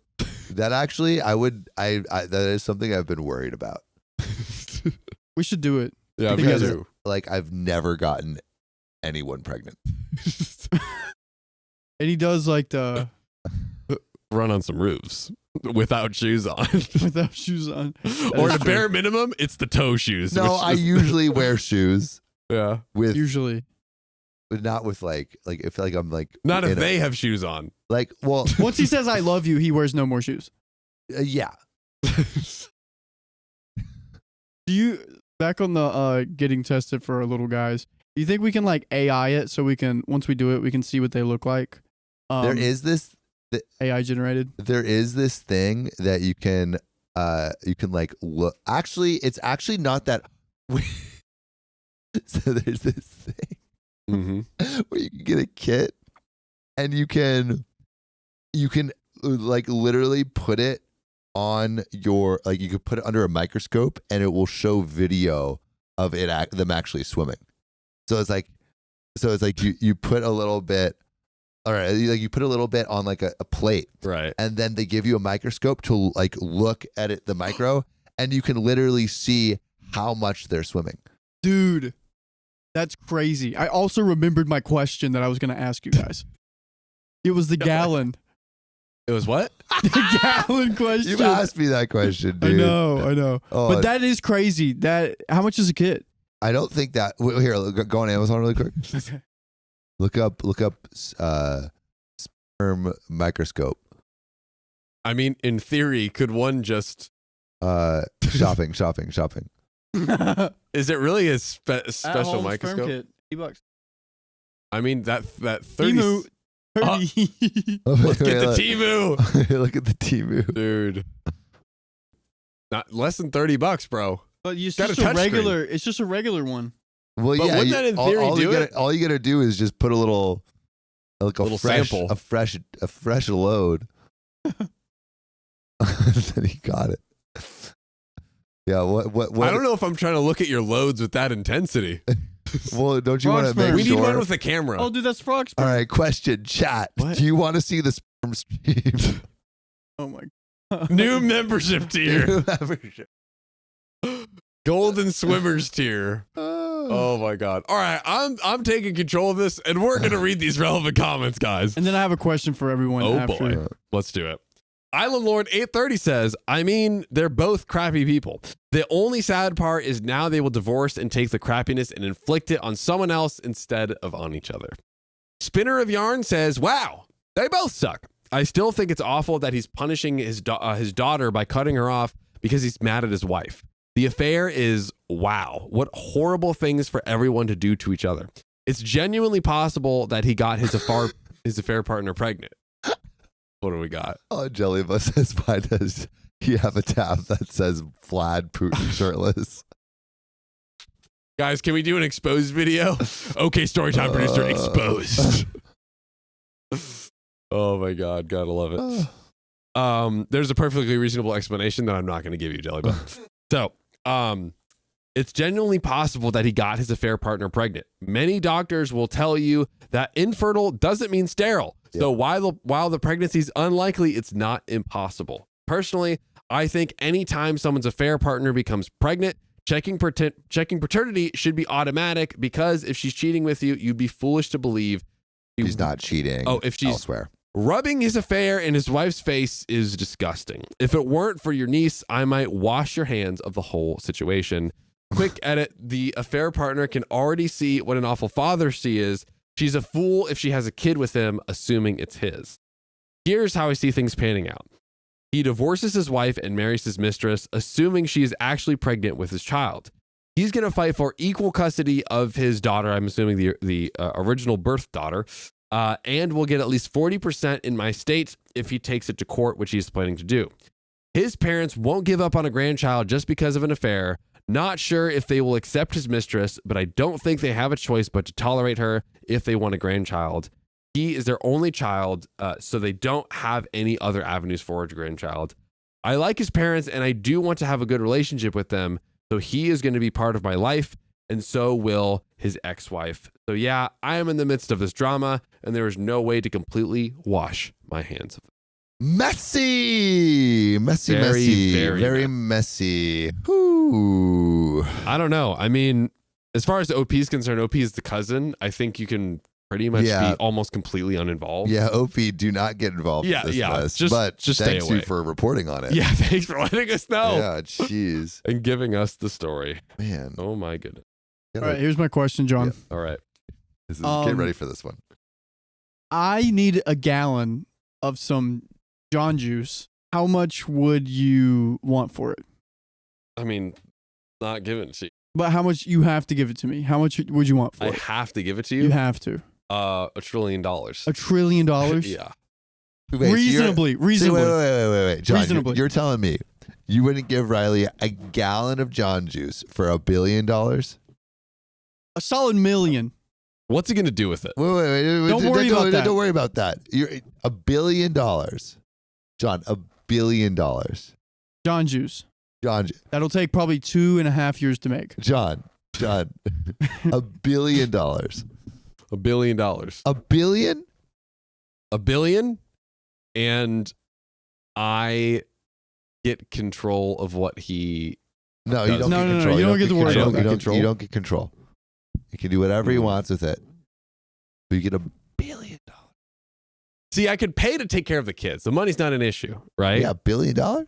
But what if he you gets don't know he's 1,000 Johns running around, and I'm like, I want to father my children. I don't know if I can successfely be a father to 1,000. You know, that have a family conference. I'm not every making year. more kids with it. Yeah, he's not making more kids. Okay. He's just drinking. He's adding it to his coffee. As long as no children are made that I have to, that I wouldn't be able to emotionally invest into the level that I want to. Okay, I'll do $1 billion for. All right, John. I'll even do what's the lowest I would go? $100 million. $100 million, yes. All right, $10 million.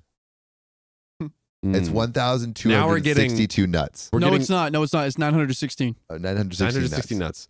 By the way, my friend is writing a really funny movie on nuts. A guy has a vasectomy and he can't reverse it, and he has 30 loads left, and he realizes he wants to have a child. Kind of funny. That's pretty funny.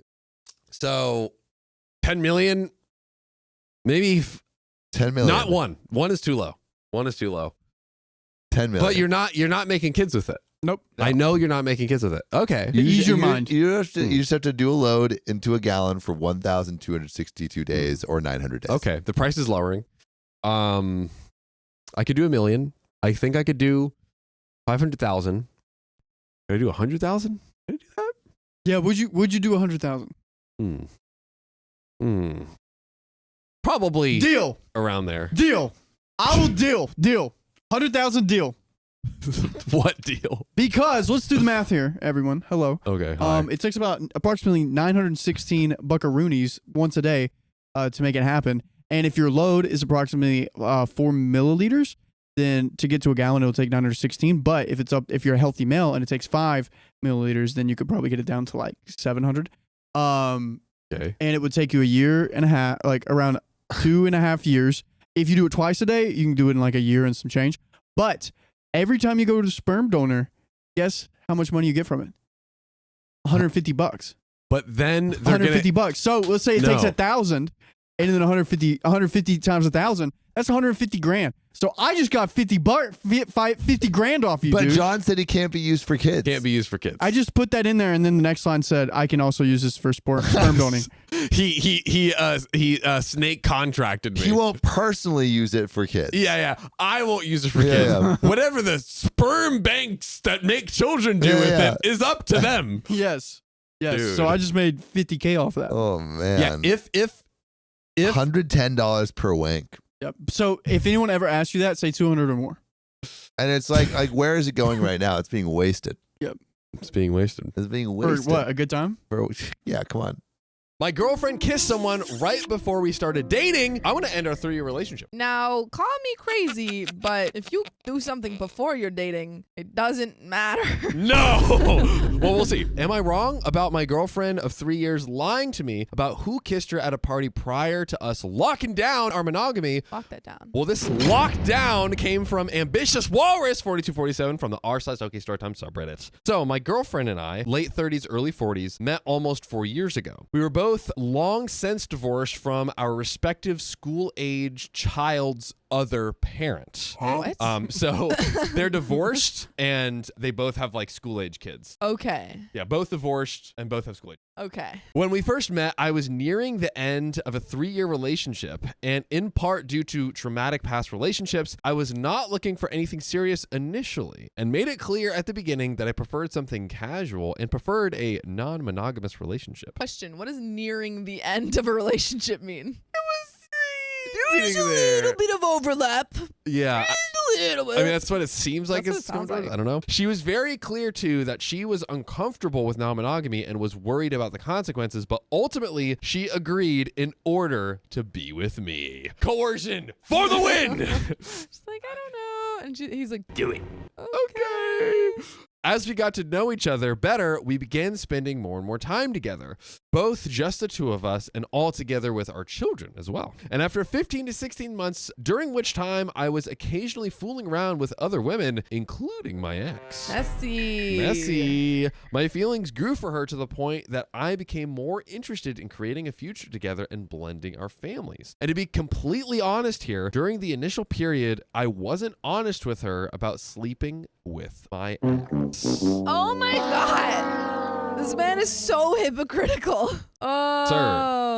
You hypocrites. She was very clear all along from very early on that she wanted to build a future with me and create a blended family, and we had several conversations about moving in together and possibly even having another child together. In hindsight, I should have locked down a relationship much earlier, but instead I foolishly allowed the condition of non-monogamy to go unaddressed for a second year. The thing that I asked for that I wanted, I let that keep going. I didn't want it to keep going, and she also didn't want it to keep going, but you kept it going. Kept it going. In hindsight, I suppose that my behavior and actions and our other conversations about our desires for the future were sufficient to communicate my intention. OP just like has a way of scrambling a bunch of words. Yeah, and all of it just at the end of the day means we didn't communicate.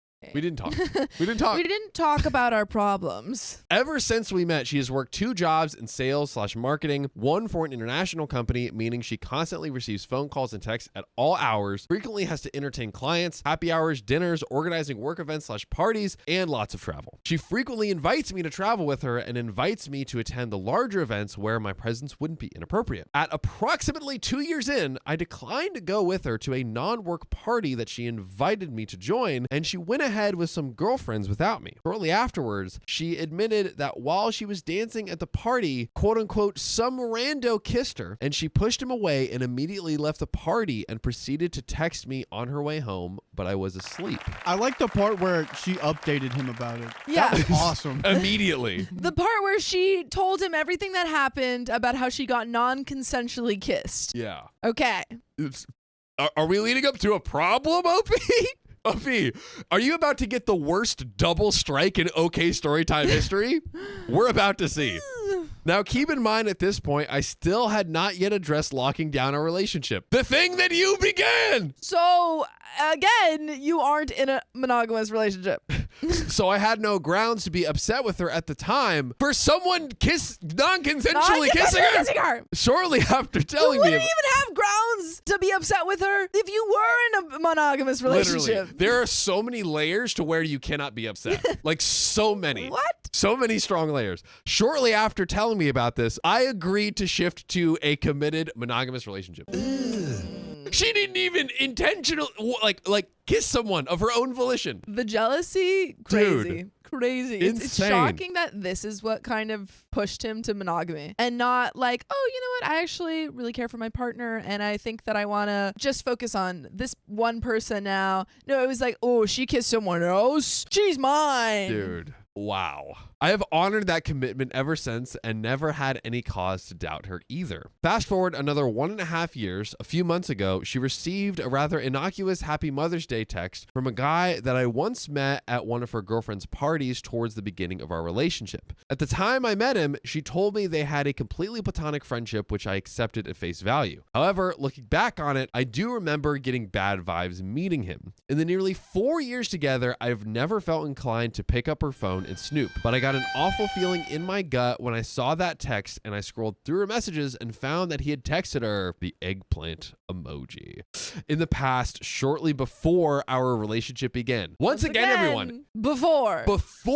So not only before they locked down the non-monogamous, to my understanding, this is before the relationship even started. So OP has not only, done everything before this, Yes. is now snooping through his girlfriend's phone. Yeah.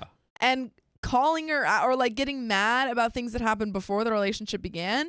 And once again, this man that he's mad about non-consensually kissed her. That the guy non-consensually kissed her. This person, which I believe is a different person. It's the same person. Oh, it's the same person. It's the same person. I see. He's so far what I'm getting is Yeah. that he's mad that she said it was a rando. And now he's finding out that they've talked before. I did not immediately confront her about the text, which indicated that she had lied to me about her history with this person, again, early in our relationship and prior to our monogamy commitment. Afterwards, I started to notice over the last few months that I was becoming more distrustful and becoming more quick to anger over insignificant crap. Ridiculous. I noticed I began to get more upset. I had this observation that I am upset. I looked into myself and I noticed that I suck. Finally, a couple of weeks ago, I initiated a conversation where I told her that I still did not completely trust her. What do you mean still I did did not? not. Was there anything before? It sounded like you were, dude. She became upset, crying, offended that after all this time, I still hadn't learned that I could trust her. So we continued the discussion and I asked her point blank who kissed her at the dance party. She initially pushed back and asked harshly why I needed to know. I think she could see the look of shock on my face at her response, and eventually she admitted that it was the same platonic friend who sent her the eggplant text. My shock only grew because I did not realize that these two things were connected. I had believed her when she told me it was some random person that kissed her at the party. However, I suppose deep down I still had a sinking feeling. Oh, so he just realized. I just assumed they were same guy. Well, you were intuitive. So freaking smart. I was guys. like, is my reading comprehension so bad that I don't understand my this? reading comprehension is so good that I can predict. Dude. Wow. How does Sophia have like 150% reading comprehension and then all of us have like 10% combined reading Like I'm she comprehension? like, oh, knows the she's story. Okay, no. I know some of the stories. Luke found this. Thank you very much. Ooh. I only look at the titles. Got him. Oh, Got him. just a Dang it. freaking genius. Thank you very much. Now to make matters worse, this guy has come up a handful of times since I've met him, both before and after the kiss, in conversations with her girlfriend, and she never took the opportunity to set the record straight. Even worse still. Again, she told him right after the kiss happened and Yeah. probably would have said this guy did it if he had picked up the phone. True. Like he never asked who did it.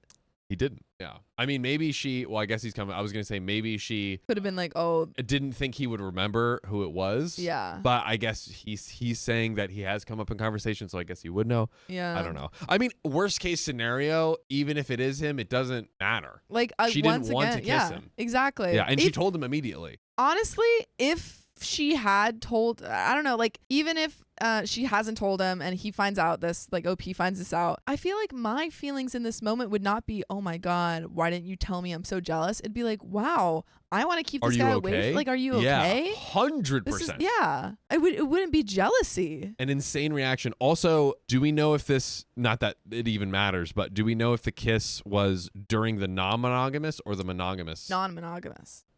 Dude, there's literally so many reasons, but number one that trumps everything else is literally exactly what you just said. The response should be, oh my God, are you okay? Like, can we like keep this guy away for like, is there anything I can do to help? Like, I feel like that should be the response. All we know is eggplant happened before the relationship. Yes. And not the kiss happened before monogamy. Yeah. What are we doing here? Seriously, my guy. Even worse still, Opie says, after the kiss and after we committed to each other, the guy picked up her and her girlfriend from another party one evening and drove them home after her girlfriend found out that she had just suddenly lost someone in the family. Even worse! Her friend lost a family member and he drove them home. She told me at the time that this guy had picked them up from the party and dropped them off at her girlfriend's, but now she's admitted to me in recent discussions that the two of them dropped her girlfriend off home and they went and had a drink together in honor of her girlfriend's deceased family member. Quote unquote. Another outright lie, which has no good explanation. Dude. That is the only lie that I'm like, why would you lie about that? But it's still, again, they're not monogamous, so it's not. Literally, like, you're out here hooking up with your ex and not communicating and not telling her that. And you're, like, getting mad. Bare minimum, you have to say, like, all right, here's my massive effed up thing, but this thing also didn't make me feel great. Yeah. But I digress. And if these lies weren't enough, guys, if this wasn't enough, when I finally confronted her about the text, she pretended to have no idea what I was talking about, handed me her phone to prove her innocence. Before looking at it, I asked her if she had quote unquote sanitized her phone, and she pretended she didn't understand what I meant. When I explicitly asked her if she had deleted any incriminating messages, she looked at me in the eyes and told me no. So I'm sure you can probably guess that when I scrolled down, the eggplant had been deleted. Then she began what I can only describe as an Oscar-winning performance, claiming to not understand what I was talking about, no idea about any eggplant text. This performance lasted a good couple of minutes before she finally recognized that I had her dead to rights, and she ultimately admitted that she had deleted it and covered it up because she was worried about how I would respond. I don't know, maybe because he's a insecure, jealous maniac? This is the only thing I will give him. Yes. Shouldn't have lied about that. Yes, totally. The only thing he gets here, but still. It doesn't erase all of the stuff over here of like him not worrying about her hooking up with his ex and like snooping through her phone, pushing her into the non-monogamous relationship. Like my boy's rep sheet is stacked and she's got one thing on it. Yeah, like, come we on, have dude. an eggplant emoji sent before the relationship. That is it, dude. And she's covering it up. Which again, like you said, like, okay, be honest up front, but she's probably covering up because she knows that he's so insecure and will have a terrible reaction to it. You know? Oh my God. I would like to see what he sent before the relationship happened. Dude. That part. She now claims that prior to our relationship beginning, she went on a couple of dates and fooled around with him, but didn't have spicy sleep the one time that they came close because he refused to wear protection. Oh my goodness. Icky man too. But protect your soul by joining us on YouTube every weekday at 3 p.m. We're live like we are right now. Come hang out with us. Now I recognize that I've created this mess from the very beginning by not locking down our relationship as soon as I began having feelings for her and maybe just being a butt wipe. Yeah. And I certainly recognize that I have plenty of blame lying at my feet. That you do. But obviously I'm having a hard time believing anything she tells me, and I'm not sure if I can continue in a relationship where the trust has been broken like this. Breaking things off will be painful for both of us, and there will certainly be collateral damage to both of our children who have grown to love the other as parental figures and each other as near siblings. However, continuing this path may only serve to allow damage to increase the longer things continue. That's the end of the story. But I mean, it just seems so obvious that OP's the a-hole. Yeah. I'm trying to think what's the real question here? The real question. Should they continue their relationship? But Sophia. Yes. Look, yeah, she had a little bit of an area where it's like, okay, you could have been honest and forthcoming, but like I think within the context, like knowing how insecure and hypocritical he is, and he's probably painting himself in such a good light. Yeah. Oh, by the way, he never mentioned anything later on about admitting to hooking up with his ex. That's what I was wondering. I was like, did he ever tell her that? He didn't tell us that, so I have to assume no, right? Yeah. So he's still sitting on this, and I think he mentioned it because he knows, even if they didn't have like an explicit like boundary in their like non-monogamous relationship, he knows that it would probably hurt her to know. Yeah. So no. It's weird. It's weird. I thought it was kind of funny when he was like, "Oh, did you sanitize your phone?" And she was like, and he was like, "She pretended to not understand me." Yeah. I don't know if I would understand what someone, like, if they meant, "Did you sanitize?" I'm I'd like, be did you I mean clean like it? hand sanitizer, like the Yeah, spray hand sanitizer? I don't know. Like, he's like, no, I mean, did you sanitize it of any unsavory, dirty messages like an eggplant? Yeah. What are we talking about here? Yeah. So I'm definitely on not to stay together. Definitely he's like the worst person in the situation, but it seems like in general neither of them are communicating that well. Yeah. And I think there's for sure a breakdown of trust that's happened. So it's like just. And to be honest, like the whole first part of their relationship, like it really sounded like he just kind of pressured, guilt tripped, whatever word you want to use, her into the non-monogamy. If I had to guess, she probably was like, you know, maybe thought this guy was interesting, maybe enjoyed the attention or something, but probably actually felt guilty and confused because she probably didn't want to be in a non-monogamous relationship. And she's like, do I want to, I mean, it's totally actually allowed, but do I want to do it? Like, I think the only thing she did wrong was just not being 100% forthright with like the text and stuff, or deleting the text. Yeah, deleting the text was the move for sure. Ultimately, if she had just communicated like, oh, I'm seeing this guy, there's nothing on her. Nothing. And she didn't even see him. She didn't even see him. She didn't even see him. She said they fooled around in the non-monogamous part of the very beginning briefly, which still isn't. She's broken no rules of the boundaries that you guys have set. So please split up.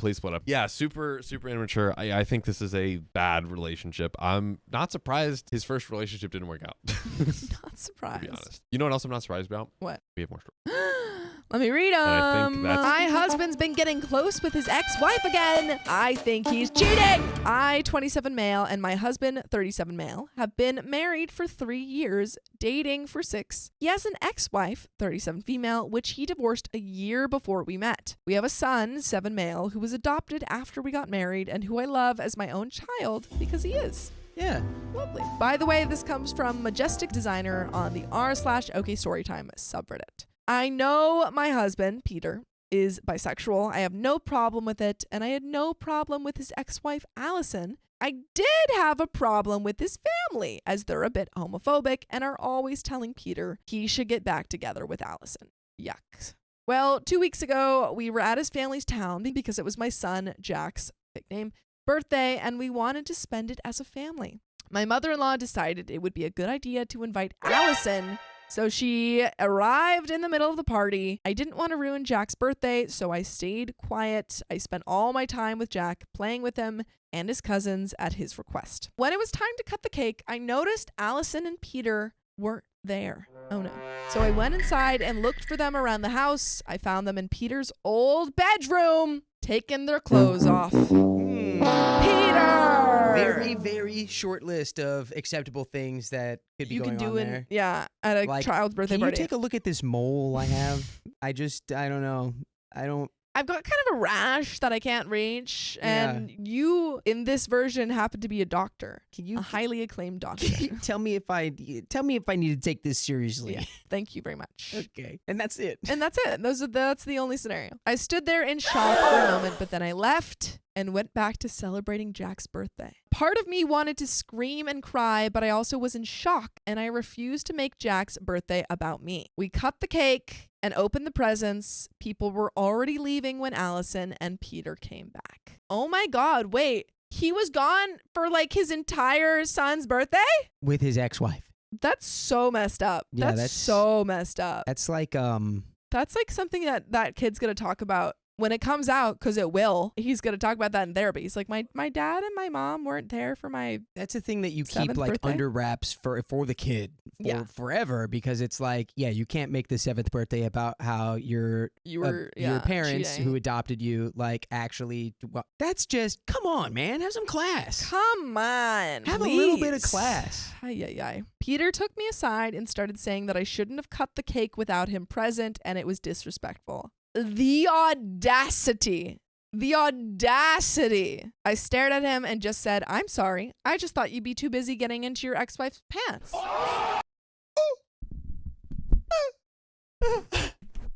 Freaking drop my mic.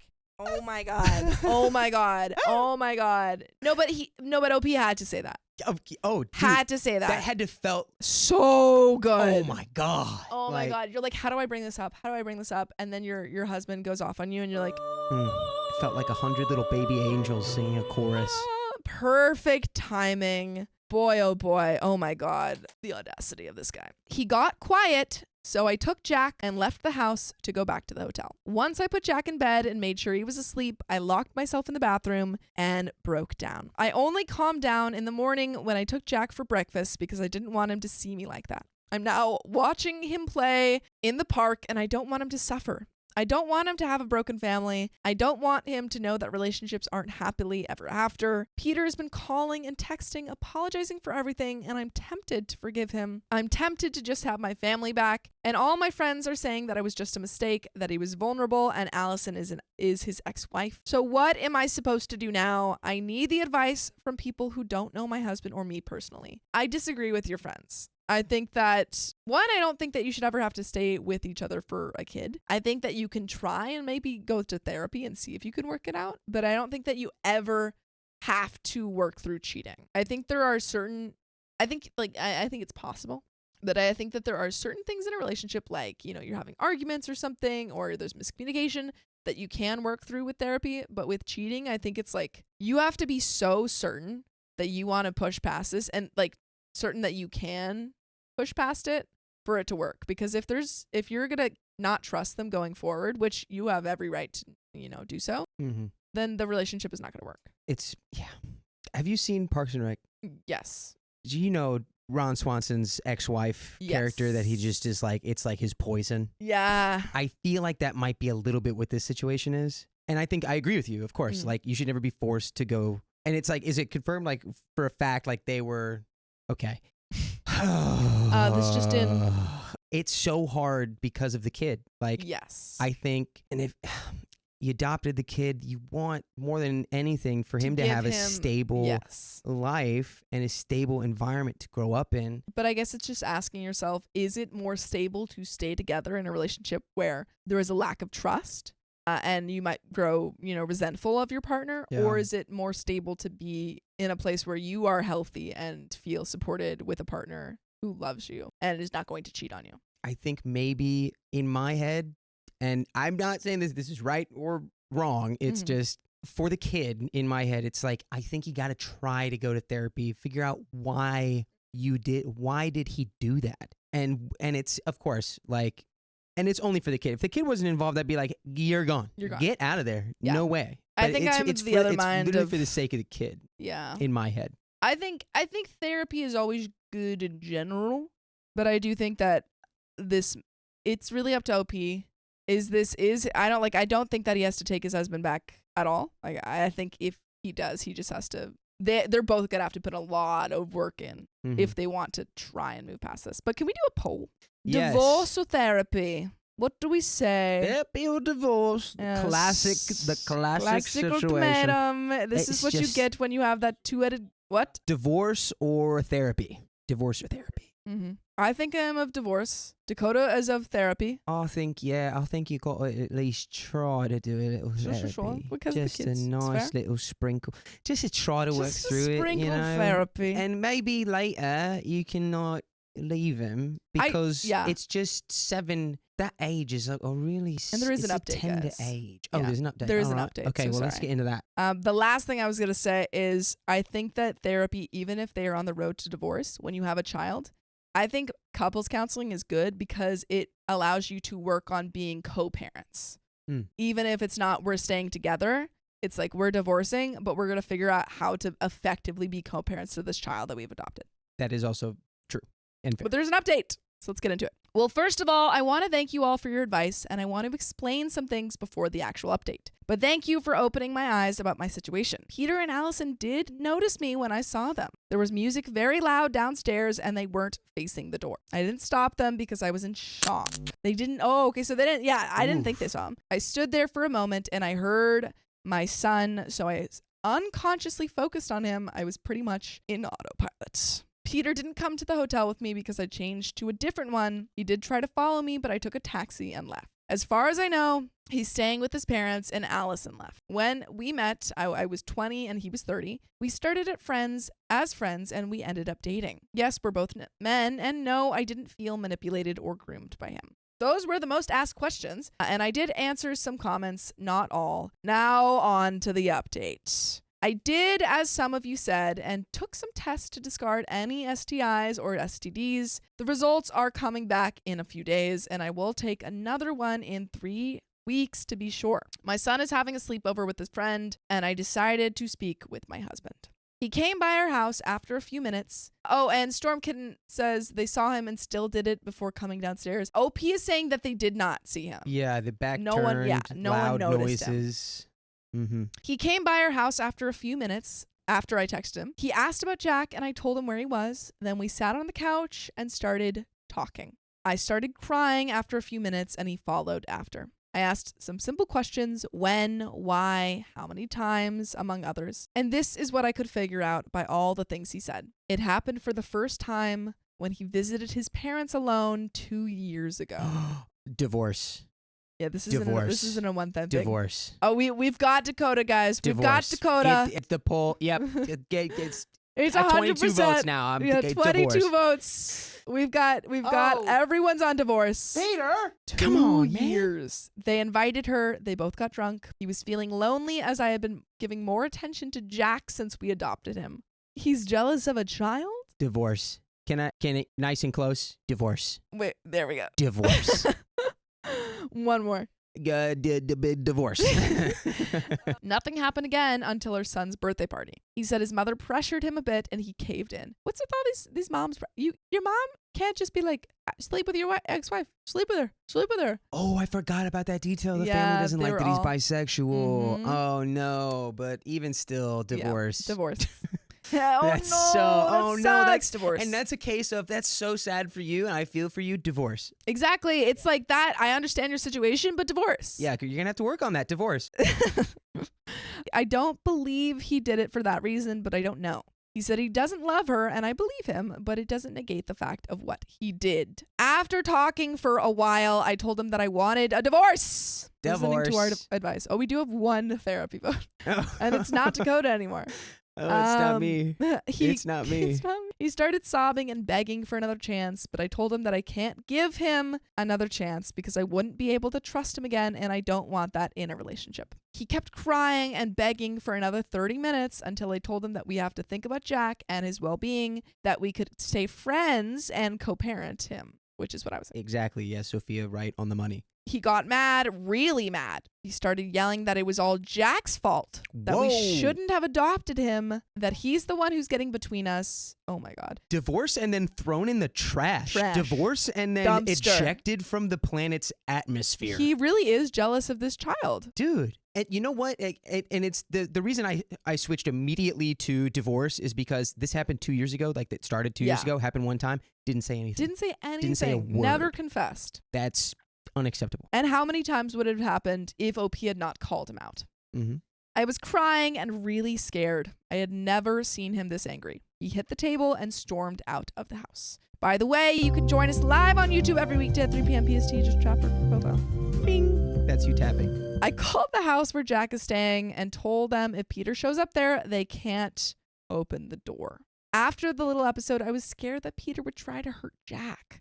I called my friend again, Thomas, and told him everything that happened. He came by and is staying with me until I'm better. Right now, I'm trying to figure out what to do and how to go on with the divorce. And that is the end of that story. And there is another story, but I think that's the right answer here. Yeah, I mean, clearly, especially if he's going to go off the deep end like Yeah, that and be like, and it's the blame the kid's fault. child, It's like, yeah. now the only reason I had to even stay together is like, all right, well, clearly you're not good. Exactly. for You're not the going to be a kid. good parent. Like, this is terrible. You're literally blaming the kid that you cheated on me twice, once 2 years ago and one at his 7th birthday. 7th birthday. I don't actually remember if he was 7. I did just make that number. No, I think you're right. Okay, cool. I think that I remember. Whew, yeah, at his birthday while you're cutting the cake, and then the audacity to be like, you didn't wait for me. Well, maybe you should have been more on top of things instead of being on top of someone else. Yeah, your ex-wife. Kimberly Fine says, oop, he just solved OP's problem. No need to effectively co-parent with someone who shouldn't be / doesn't deserve the opportunity or label of being a parent. And Kay says, you don't cheat due to a lack of attention, especially if you haven't properly communicated that with your partner. Husband wasn't backed into a corner to cheat. He chose it as an easy out. Definitely. But there is another story. Kay says, I was the one therapy vote, but I was behind. Okay, you're caught up now. We're good. Just like Dakota. Yeah, hey, It was you and Dakota we all catch together. up eventually, right? Yeah. But there is another story for us to catch up on. I tricked my ex into admitting her affair. Now she has to find a new place to live. Damn. Hell yeah, dude. Karma. Way to go, Sherlock Holmes. tricky. It was like, it's like one of those things, you know, they did in like old cartoons where it was like, I cheated. No, or you cheated. It's No, you literally- cheated. You cheated. I cheated. I Ducks- cheated. Duck season, rabbit Exactly. season. Yes, that's what it is. And he's like, aha! Oh, I can't do got the me Elmer with the Fudd. classic. Oh. I'm hunting rabbits. I I'm hunting cheated on my affairs today. wife. Pretty much title. I felt like something was off, so I went through her phone, not good, and found messages between her and a male friend that seemed suspect, also not good. Discussing meeting up when she never mentioned it to me, flirting, talking in coded language about spicy sleep, etc. I want to know what the coded language was.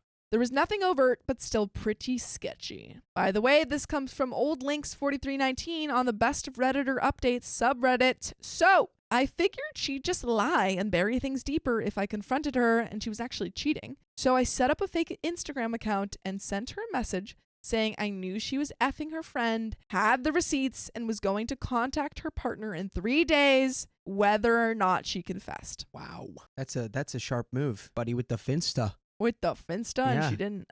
Damn. That's a bold claim, though. Yeah. Like, what if she wasn't? Well, let's find out. Yeah. The next day, she sat me down and admitted to cheating, but wouldn't tell me who it was or how long it's been going on. She was sorry, she loved me, and wanted to make things work. It meant nothing, blah, blah, blah. You know what? Actually, pause really quick. Okay, story time. One time I got this spam email, but it was written like really, it wasn't written like a spam email. It was like super serious. It was like, hi, Sophia. I wanted to tell you that I have your spicy sleep tape and I'm going to release it to the world. And I was like, I don't have one of those. I'll get on to that. And then you email me. I got it. I got I was one of those emails too, like yeah. like 3 or 4 years ago, Yeah. and it was also they were like telling me all this personal, like Yeah. all these passwords and stuff, and I'm like, oh, this is old, and I Yeah. don't use that anymore. And also, You're too it late. doesn't It exist. doesn't exist. I was like, dude, I don't have one of those. Maybe I would be worried if Yeah, imagine just being like, send it, send it. send it. I don't care, send it. That's my thing. My thing is shame. The next day, she sat me down and admitted to cheating. So it worked. It did, but also it's like that's super empty because it only worked because she was threatened. Yeah. So it's now you got to know, like, she probably would have never said that. Yeah. Lily Mm. Pilly says OP blackmailing. Lily Pilly Willy says emotional blackmailing. Stella Davis says OP wasn't playing 4D chess. He was playing that chess game, Wizard's Chess. What is it? He's going to sacrifice himself. No, Ross, no! You can't! All right, Emma, I'm closing that before we do the entire bit. I was about to Okay. do it. Okay. We You're right. You're gotta right. Keep going. She was sorry, she loved me, and wanted to make things work. It meant nothing, blah, blah, blah. I told her that I already knew and that it was me who sent her the message. I was the masked singer all along. Dropped the bomb on her right away. Goodness Immediately. gracious. We don't wait. OP's efficient. He's like, I thought something was suspicious, so I looked at her phone. I found out that she might be cheating, so I blackmailed her with an Insta account. She confessed, so I told her right then and there that it was me. I don't know if it's blackmail. I think it's more like strong arm. A strong arm. You're strong arming Yeah. her. Yeah. Say, hey, I'm. Well, I mean, if it wasn't him, it would be blackmailing. Like if someone emailed, I was like, I have proof. I guess so. Yeah. It's in the It gray. just happens that it is him. And he It's in does that. international waters, Yeah. whether or not that's Blackmailing. blackmailer strong arming. My ex lost it, and I had to leave the apartment and go stay with a friend to get away from her. She was gone along with most of her clothes when I came back the next day. She completely trashed the place while I was gone, just like Ginny in the second Harry Potter movie. This all happened a few weeks ago, and it has been pretty tough ever since. It's having to find a new place to live and separating our stuff while dealing with feeling like crap. To make it worse, I'd met the guy several times, shaken his hand, bought him a drink, thought he was harmless. Wait, oh my God, OP knew the guy she cheated with? Oh no.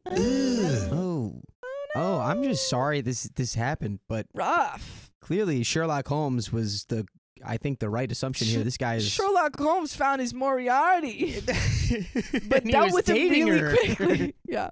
Mostly, I feel like an idiot for having trusted her. I've never cheated on anyone, and I assumed my ex was cut of the same cloth. My ex is adamant that I'm an a-hole for what I did to her, but I don't really feel like I owe her anything. I don't know. Am I the a-hole here? And there are some comments and an update. I don't know. It is an extreme, perhaps, but I feel like just cut your losses. I think it's one of those cases where you might have been the a-hole Yeah, if this if wasn't you were if you weren't wrong. literally right on the money. Yeah. Fortunately for you, you nailed it. Yeah, but kind of fortunately / unfortunately. Yeah. Yeah, But- it sucks. But if you had been at all wrong, you would have been so extremely the a-hole. Yeah, it would have been like. Ooh. Yeah, it's a really narrow, thin ice you're walking Yeah, on. that was a. Risky move. But if you don't make risky plays, you'll never get that You'll never. buzzer beater. You're not willing to take the risk. You'll never find out that your girlfriend is Cheating on actually you. Moriarty, and you're. If you're not ready Sherlock to Holmes? take the heat, you get out of the kitchen. That's like the third time we've used that one. All right. Comments! Okay. Dog. Yeah, I think Duchess is right. Morally gray Yeah, area yeah. here, but it's That's true. Dew2G says, my ex is adamant that I'm the a-hole for what I did to her, but I don't really feel like I owe her for anything. For what you did to her? Wow, she's desperately trying to find an offensive position when in reality she's victim blaming. I applaud you for what you did, which was to catch her cheating and call her out. Guess the other dude can continue making his deposits because she's morally bankrupt. Damn! That was the air horn. That Yeah. was the air horn, everybody. Yeah. Okay. Just so we all know. Yeah, just so we know. But you should send him a celebratory bottle of wine as a gift for getting her out of your life. Does the other guy know she's a cheater? Well, he said that he met this guy, so. I would assume. If not, there's a future petty revenge story here. Not the a-hole. And OP says, yeah, he knew about me. We'd met on several occasions, and he'd been introduced to me as a friend. He's just as gross and morally bankrupt as her. They deserve each other. I don't really feel like I need or want any revenge. I just want her out of my life. And there is an update. It's a good place to be. Just, Yeah, out just of her moving life. on. Those are two little disgusting peas in a disgusting pod. They can hang Disgusting out little together. dirty pod, and get them out of your life. Get them out of your salad. That's all I have to say. Those disgusting peas out of my salad. But there is another part of this story. There's another update. But can you read some comments? Because Riley looked at me, and I don't know what he wants. Oh, okay. Riley, what do you want? Yep. I'll read. I can read. I do know how to do that. Oh, the comments. I'd bet my last corn kernel from Prince X on Sophia in Potter trivia. I think you're right. It sounds like she's got that one in the bag. He's the a-hole, but it was 100% justified from Julie Butler. I think yeah, maybe they're both. I mean, it was kind of an a-hole move to look through her phone because that's kind of sneaky, but clearly she was being sneaky. So I think it's morally gray. Morally gray. Lily Pilly Willy says meat, worm. And that's not chat. What do we name this worm right here? I want to name this worm Nimrod. And then all the other worms are going to just be named like worm, wormy, wormo, worm. I just want to make it clear that this is a bit that we both came up with, and this is not just Dakota being really funny. Yeah, I mean, okay. I just want to make clear that we both came up with this Yes, bit. we both were like, we should name every worm in the studio and also all the other objects and also name them worm. Yeah, okay, clear. And Glad we're there's clearing some it up. more too, but you'll have to campaign for a separate segment where we just become unhinged for about, an hour, yeah. And It's if not you part of guys the want that, let everybody know. Vote. Yeah, If you vote. guys want that, get in the comments. Get in the comments and tell Sam Yeah. and everybody, hey, we need these freaks We need these just freaks to talking have their about hour. nonsense for an hour. Please. But what we will talk about is this update. And then after this episode, I will be leaving for just a moment while Riley fills in for me. And then I will be back after that, just to prepare you. But let's get into this update. So I think my original post must have been shared on Facebook or something because my phone has been blowing up. It's mostly mutual friends and acquaintances asking if I posted it. I told a few people about how I caught her cheating, and I guess it wasn't hard to put 2 and 2 together. My ex also tried to call me about 100 times. I know she knows my throwaway username because she sent me a screenshot of the post along with a long, abusive message threatening all sorts of things. Ugh. I blocked her everywhere after that, which I think is that's what you need to do. Yes, block her on the block. Finsta. Block and and Get rid of blocked it. on the Finsta. Yeah. Going through her phone was wrong. I get that. To be honest, it's the first time I've ever done anything like that in a relationship, and it was only because there were so many things that gave me bad vibes, e.g. late nights out with vague explanations, being caught in various lies, sleeping with her phone under her pillow, or leaving it face down on the charger, etc. I left the apartment because my ex has a history of violent histrionics when she doesn't get her way. That's not good. We don't like that.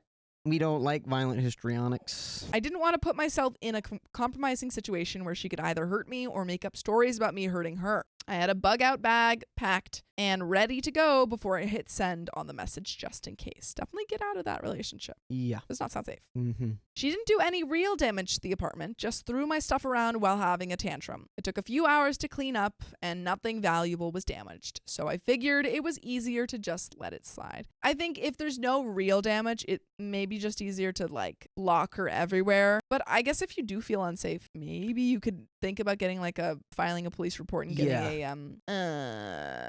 what's the word? I think restraining order. The proper move is probably to have something. There needs to be a paper trail for this I behavior. think so, yeah. Or else, she might not be able to face the consequences that are warranted. Because then people will be like, "Oh, well, it's like she hasn't. She has no this is a history freak of thing." this. It's like, no, it's like you She's got to done build the paper trail for. Yeah, for I do stuff think like maybe this. a police report, even if things weren't damaged.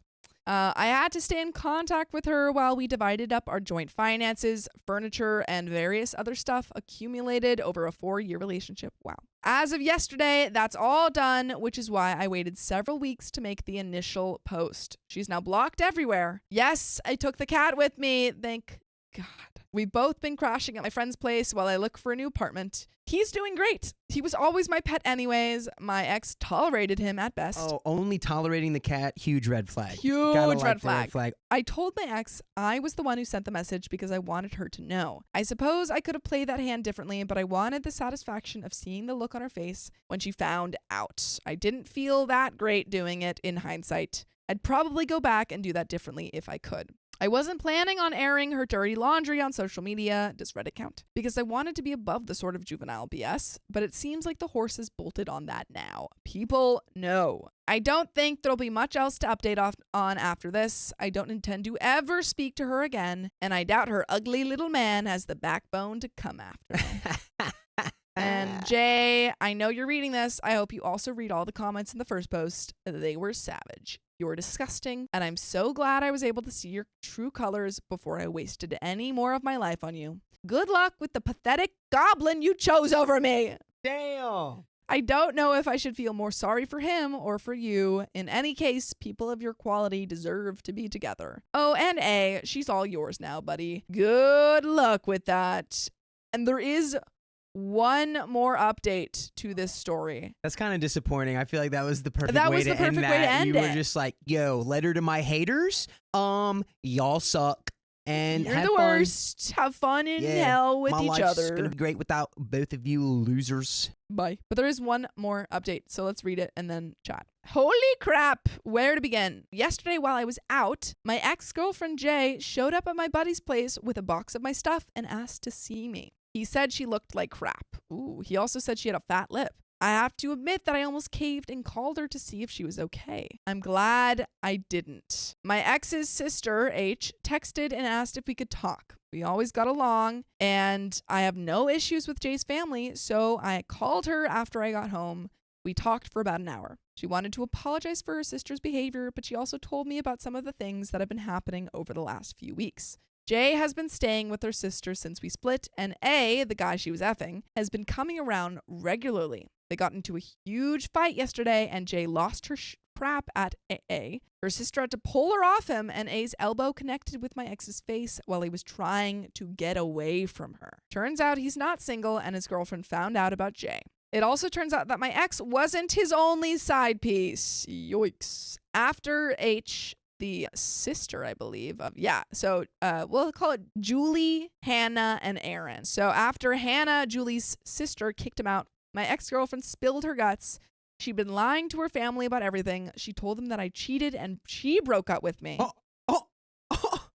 Yo, Audacious. I'm so glad that she has gotten a huge dose of her own medicine. Yeah. With her little boy Truly. toy being like, oh, actually, ooh, That's not true. ooh, uh-oh. Hannah said that my ex had confided in a couple of her friends about the way she got caught out. One of them saw the original Am I the A-hole post and sent it to her since the details lined up almost exactly. Her friend must have shared the post with other people too, and from there it kind of snowballed. Hannah also said that she's given my ex a week to find somewhere else to stay. So that's it. And that is the end of that story. Well, just desserts. Womp womp. Just desserts. Really just for desserts. the stinky peas. Stinky peas. The and their stinky stinky little peas paws. And their Pods. stinky paws. Stinky paws. I wanted to say stinky knees, but I don't think chat. They don't want to get it. Well, that's and it's, you'll have to one day, chat. One you'll day understand. when we have our chaos hour, then you'll understand. Kansas says, shocking, a cheater has multiple partners. Oh my god. Yeah, right. Yeah. I mean, who would have thought? He's who would've cheating on thought? multiple people?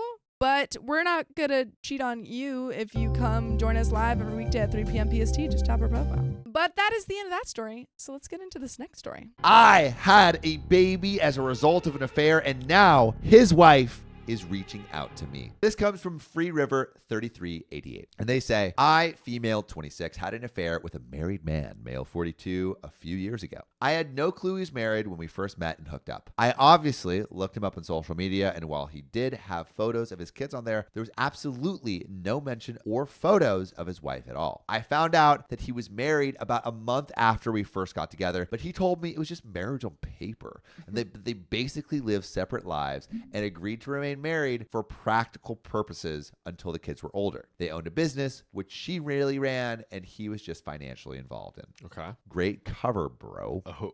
Exposed? Great cover. Huh? I knew at the time that I probably shouldn't believe him, but I convinced myself it's true. I was in my early 20s and so gosh darn attracted to him. I guess almost infatuated with him. He made me feel so good. Damn. These are thirsty stories. is this your theme, Riley? Bro, are you just doing Stories? thirst traps with Thirst. these stories? My God. I know now that I should have ended immediately, but I didn't realize what I was getting myself into. I was addicted to all the attention he gave me, the great sex, the places he'd take me. I felt so special. I was so naive. I got pregnant about a year into seeing him.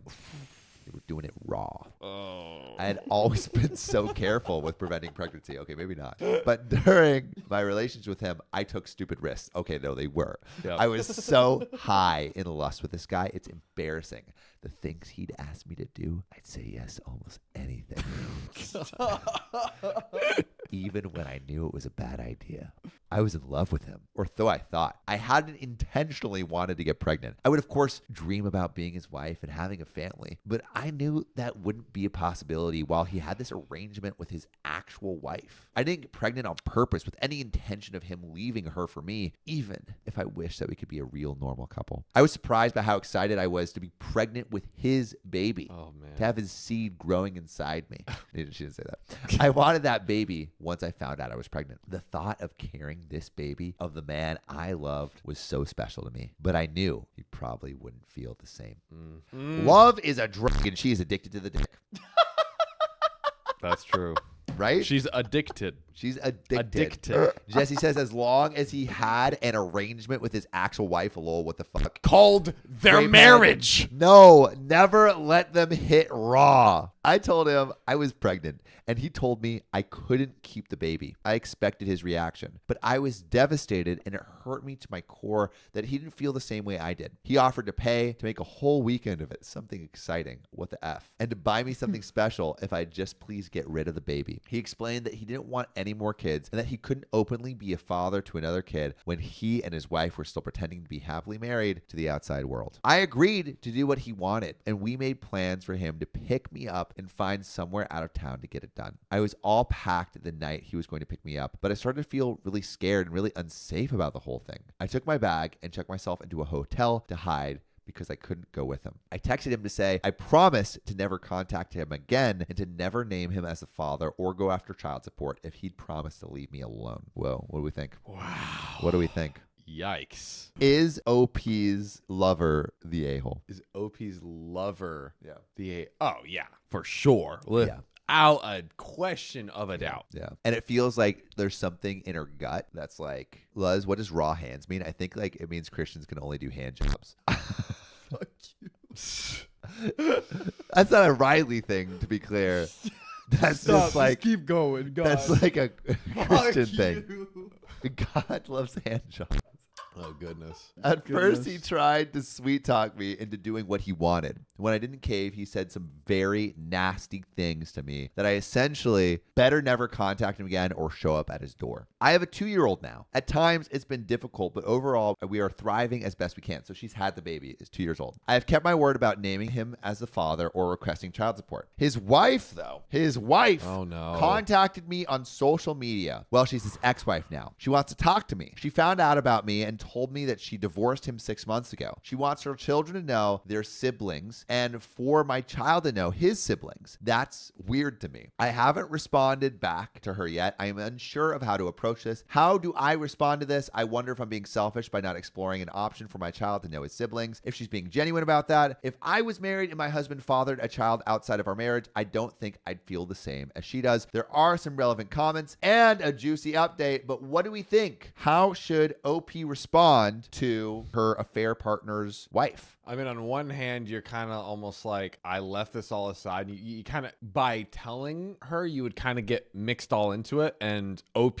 I feel like went through such a traumatic experience of like closing that off. Yeah. To reopen that and get like, just for her own sake, I could Yeah. see her being like, I don't want to get re-involved with all this again. And it also feels like maybe she's just doing this angle to get like definite facts about the relationship they had. Like it feels like maybe She already knows, but she already knows, but wants Okay. confirmation. Yeah, She, yeah, like, yeah, yeah, like, yeah, is yeah. suing for divorce and needs like, you know, it needs confirmation there, you know, so like, or needs proof. Yeah. So I don't know if she's even in it for the children. She could just be in it for the divorce stuff. Relevant comments. I didn't know he was married when we first got together. I acknowledge that I should have ended the relationship as soon as I found out he was married. I allowed myself to believe what he told me, which made it seem not so bad. Like this was some sort of agreement he and his wife had. Emotionally, I was already hooked. I'm not making excuses. I wouldn't say I was happy to bring a baby into the situation. There was a huge mix of emotions. I felt like I was in love with him. So there's a part of me that was excited at first. That feeling soon died, but I felt that I loved my baby still. I tried to do the best thing that I could, which was to remove myself from his life and his family's life. I just wanted to be able to keep my baby and love my baby. I did not get pregnant on purpose. I wasn't on birth control. I had been on birth control when I was slightly younger and had life-threatening health complications as a result. Oh, wow. He knew I wasn't on birth control. He loved unprotected sex. Ugh. I was stupid and I agreed to do it. I would do almost anything he asked sexually. I tried to track my cycle and would tell him when it was probably not safe for him to do it. His wife isn't really what I'm afraid of. Whatever she'd want to say to me is probably deserved anyway, and more. So if you're not afraid of the wife talking, maybe I feel like it. Yeah, if she's ready for it, it's like the dude deserves to be freaking Right? have his spot blown up. So blow it up. And then comment 2, he found out about the pregnancy before I ghosted him. And upon finding out I was pregnant with his child, there was absolutely no real discussion about what we were going to do. We were going to do what he wanted to do, and he had it all planned out. That was the abortion. He threatened me by text and by phone calls and voicemails when I told him I was not going to go with him on this abortion vacation he had planned. I begged him to please not force me to do that, and he turned mean. I offered to never contact him again if he'd just let me go. After threatening me again about what he'd do if I didn't keep my word, he agreed. He has kept his side of the bargain and has never contacted me. Man, dude, this guy deserves to go down. It's probably hard because also, do we know how young OP is and was? I think she was 25. 25. So I could see it. 26. 26. I And could he was see it 42. being very scary for her, and like he was in a position of power and all these things, but like ultimately being able to like take him down like legally, Yeah. you know, like would be. Yeah, and also I mean Awesome, like the wife can help with that, you know? The wife can That help is a with good that. point. Yeah. That is a great point. But there is one more comment I'm going to read before we go into the update. Let's do it. So I've been assuming that she found out about me on her own, maybe saw something on his phone or computer, and is probably known for a while before reaching out to me, if it's actually her. I get what some people are saying about siblings and such, but that man is not my child's dad. He's the dad of his older kids, but he's not the dad of my kid. Yep. I'm still young, and I hope to have more children one day, and those children would be my son's siblings. I hope to find a man who loves me and my son, and with whom I can have a legitimate relationship. I haven't been with another man since I ended things with this guy. I actually just went on 2 dates for the first time very recently. I'm not desperate to find a man right now, but I hope to find real love one day. Those people are not my son's family. He's 2, and they're old enough to drive, so I don't think they're missing out on any sort of relationship right now. I understand wanting to know your biological family, and I feel he can decide that later when he's old enough to have that one day. Depending on where we are in our lives at that time, he might not feel a need to know those people. I don't plan to lie to my son about his conception, but I don't think we need to involve ourselves with the man's ex-wife and teenage children at this time. So what do you think? What do you think? There is a big update, big, fat, juicy, thick, fat, juicy juice update, girthy to the max. But what do you think? What do you think? Do you think OP is right in basically saying like, I don't want to talk to the wife? Put your answers in the chat. What do you think? Is OP right? Should OP talk to the wife or not? Talk or not? Let us know. I forgot the like quote unquote original sin is like she did get with this dude while he was married. Yes, but didn't Right. know initially. Knew later. Oh, didn't know initially, but knew later. So stayed in it once she knew, but oh man. I mean, again, she should talk with the wife, but I don't know if I You can, think she should? like she should, but I don't know if I can blame her for wanting to. I think she's afraid. Yeah. Like I think she's what will afraid come up. of what the he will wife do will- if he finds out, and like Or what the wife could say. She said she's What not the- afraid, but I feel like she is. But there is a big, fat, juicy update. Let's get into it. I made a post 3 weeks ago, and things have only gotten stranger. I had an affair with a married man a few years ago. I regret it, and I will never do anything like that again. I knew it was wrong from the very beginning, but he captivated me. I was naive. I allowed myself to believe when he told me they were pretty much married on paper for the sake of the kids. I got pregnant, and while he tried to walk me into getting an abortion, I ultimately decided to keep the baby. I have a 2-year-old little boy now. I promised this man that I wouldn't expose our affair, and I wouldn't formally identify him as the father or request child support. I did that because he was becoming very nasty about the whole thing, and I felt like due to the mess that I had created and the way I felt by the end of it, a clean break with no involvement with him would be the best thing for everyone. I moved back to where my family is, hundreds of miles away from where he and his family live. About a month ago, his ex-wife reached out to me via social media claiming they had divorced for 6 months and that she wanted our children to be able to know each other. Now, their kids are teenagers, so I didn't really think they'd want anything to do with the toddler and the woman their father was having an affair with. It seemed odd to me. After posting here, I sort of decided that I wouldn't respond to her. I'd just ignore it. So I guess Reddit may have said, just ignore it. She just sent me the the one message, so it wasn't like she was badgering me about talking to me. On Friday night, though, I decided to message her. I don't really know why. I think it was just really for my sake, so I could have a chance to apologize to her. I told her that I would be more comfortable speaking with her face to face since I couldn't trust that it was really her. She said she understood. I was too nervous to meet her in person, but we did a video chat. I didn't know what to expect. If this was all a ploy just to unleash her fury on me or what, I mean, I deserve that. She wouldn't be wrong to feel that way. It was really her. She told me she discovered our affair when she found communications between the two of us after our relationship have ended. She told me I'm one of the many women he had affairs with over the years, and she knew about somebody even before he met me, but she didn't divorce him at that time. Finding out about that child was the final straw for her. It was the child. She endured so much, and it was the child. Yeah, that makes sense. Oh my God. That makes sense. Hamster girl Brittany, hell hath no fury, like a lover scorned. My goodness. But it seems like the wife is not being, not being too scornful. Not taking it out on OP. Yeah, not taking it out Yeah. on OP. I told her I was sorry for my relationship with her husband and admitted that I knew he was married. She graciously told me that she forgives me and that while she harbored a lot of anger towards me initially, she ultimately blames her husband, which... That is where that is who you should blame. Yes. That is who you should blame. Yes. But really good on the wife for being so understanding. Very, very big of her. Very big of her to do that, for very sure. Mature. I'm not blameless, but she chooses not to hate me, essentially. She said she couldn't have said this 6 months ago or a year ago when she first found out about me, but she has moved past that. She still has anger towards him, in addition to many other emotions surrounding him. She started pouring out her heart to me about their 20-plus year marriage and life together, and it was very awkward because what do I even say? Her kids know about me and my son. She says they're very mad at my father. Somehow, I don't think they're mad about the fact that he's not involved with my son's life. And why would they be mad about that? I would hate me if I were them, which I think is understandable for the kids. Especially like younger kids. Yeah, Do we know kids. their age? Yeah. Yeah.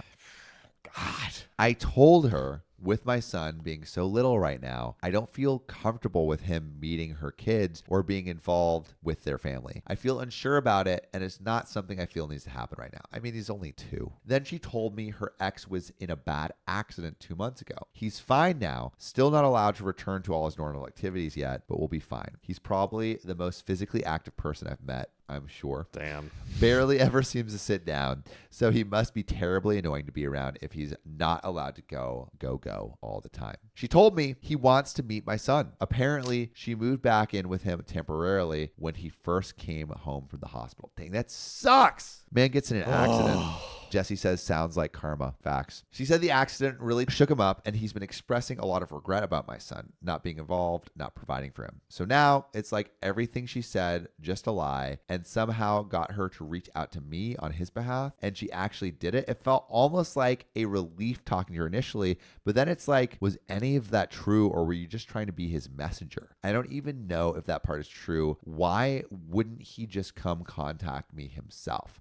I'm just feeling uneasy about this whole thing, and there are some more relevant comments. But before we get into that, do we believe the conspiracy theory? Put our little conspiracy thoughts on. Boom. Basically, she's like, maybe just because he got into this accident, he's reaching out, or he's having the wife reach out because he got into that accident, and so he's not even she's not even really wanting to do it. I'm so tired, bro. Yeah. It is 1:42 a.m. right now. Whoa. He wants to reach out to her, the wife doesn't, and he's just making the wife reach out. OP thinks the wife doesn't even want to do this. Right. I don't know if I believe that though. Like he's able to guilt trip her because of the accident. Yeah. And everything. I feel like with the amount that she poured out and told OP and and all the energy around that, I feel like no. Yeah, I feel like she genuinely wants to talk to OP. There are some relevant comments that I'm going to read. Oh, yes. So let's get back to reality.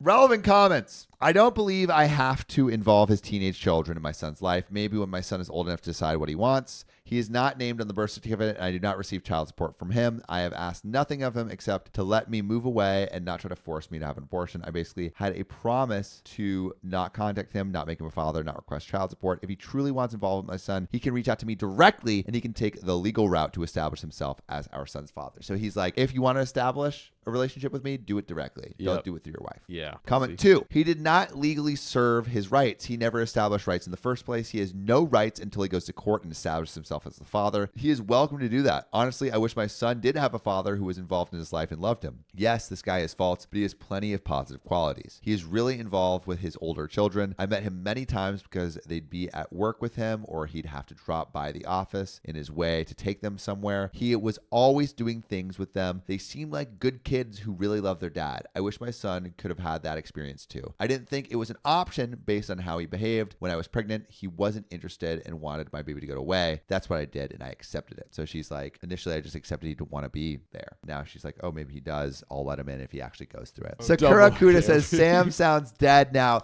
It's fucking 2 a.m. What do you expect? What do you expect? I'm trying my darndest. One more comment before we go to some call-ins. Let's do it. Comment 3. He is not legally my son's father at this time. That means currently he has no legal parental rights or responsibilities regarding my son. I cannot stop him from taking the legal steps to establish paternity if he wishes to do so. He will always be my son's biological father. I can't change that fact. Regardless of whether or not he ever legally established paternity, my son will likely be curious about his biological father, and who knows, maybe they will establish a relationship one day regardless of legal paternity. There is no way to say if I will meet a man who may want to adopt my son one day, thus becoming his legal father. It's something that I think would be nice, but nothing that I'm intent on doing. By choice, I've only been on 2 dates since my son was born, and that was only within the year 2024. Flex, OP. I realize that it will not be as simple as signing a piece of paper, and that is the end of that story. So OP did decide to talk to the wife of her ex-lover, but she thought like maybe like the wife was maybe being like coerced by the husband to like talk to OP to try to get like some relationship with OP's son, which is also the husband's son. I don't know if that's true, but yeah, I wouldn't say. I would think no. I don't think that's necessarily true. Yeah, I think OP is right. If he does want to establish a relationship, then he should go directly. 100%. You know? A trillion percent.